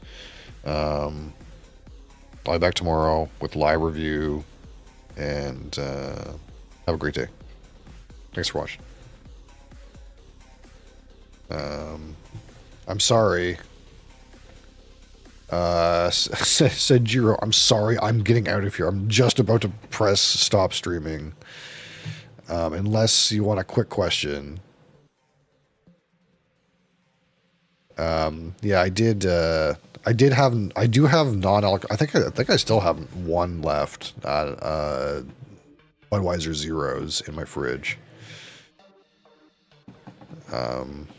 I was about to press stop streaming, but I see your posting, so I'm reading now. But I do intend to leave whenever's convenient.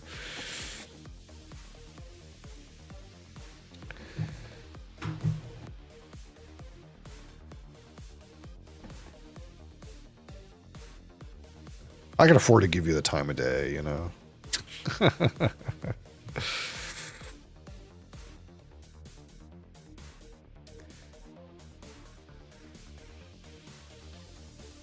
Just want to wish you a good day. Next time, drink one for me. I will, absolutely. I actually got another one too. I got there's a non-alcoholic beer company called Athletic, which they have a blonde, but they also have like a hazy IPA and stuff like that. But it's 0% alcohol, so that's one we can try too. I'm not huge on non-alcoholic beer. It's just that if I'm drinking like Scotch, I don't want to also then go have like 3 beers. You know what I mean? So we try to keep the alcohol, you know, on the up and up. All right. Till tomorrow. Thanks for watching. I'll see you guys. Peace.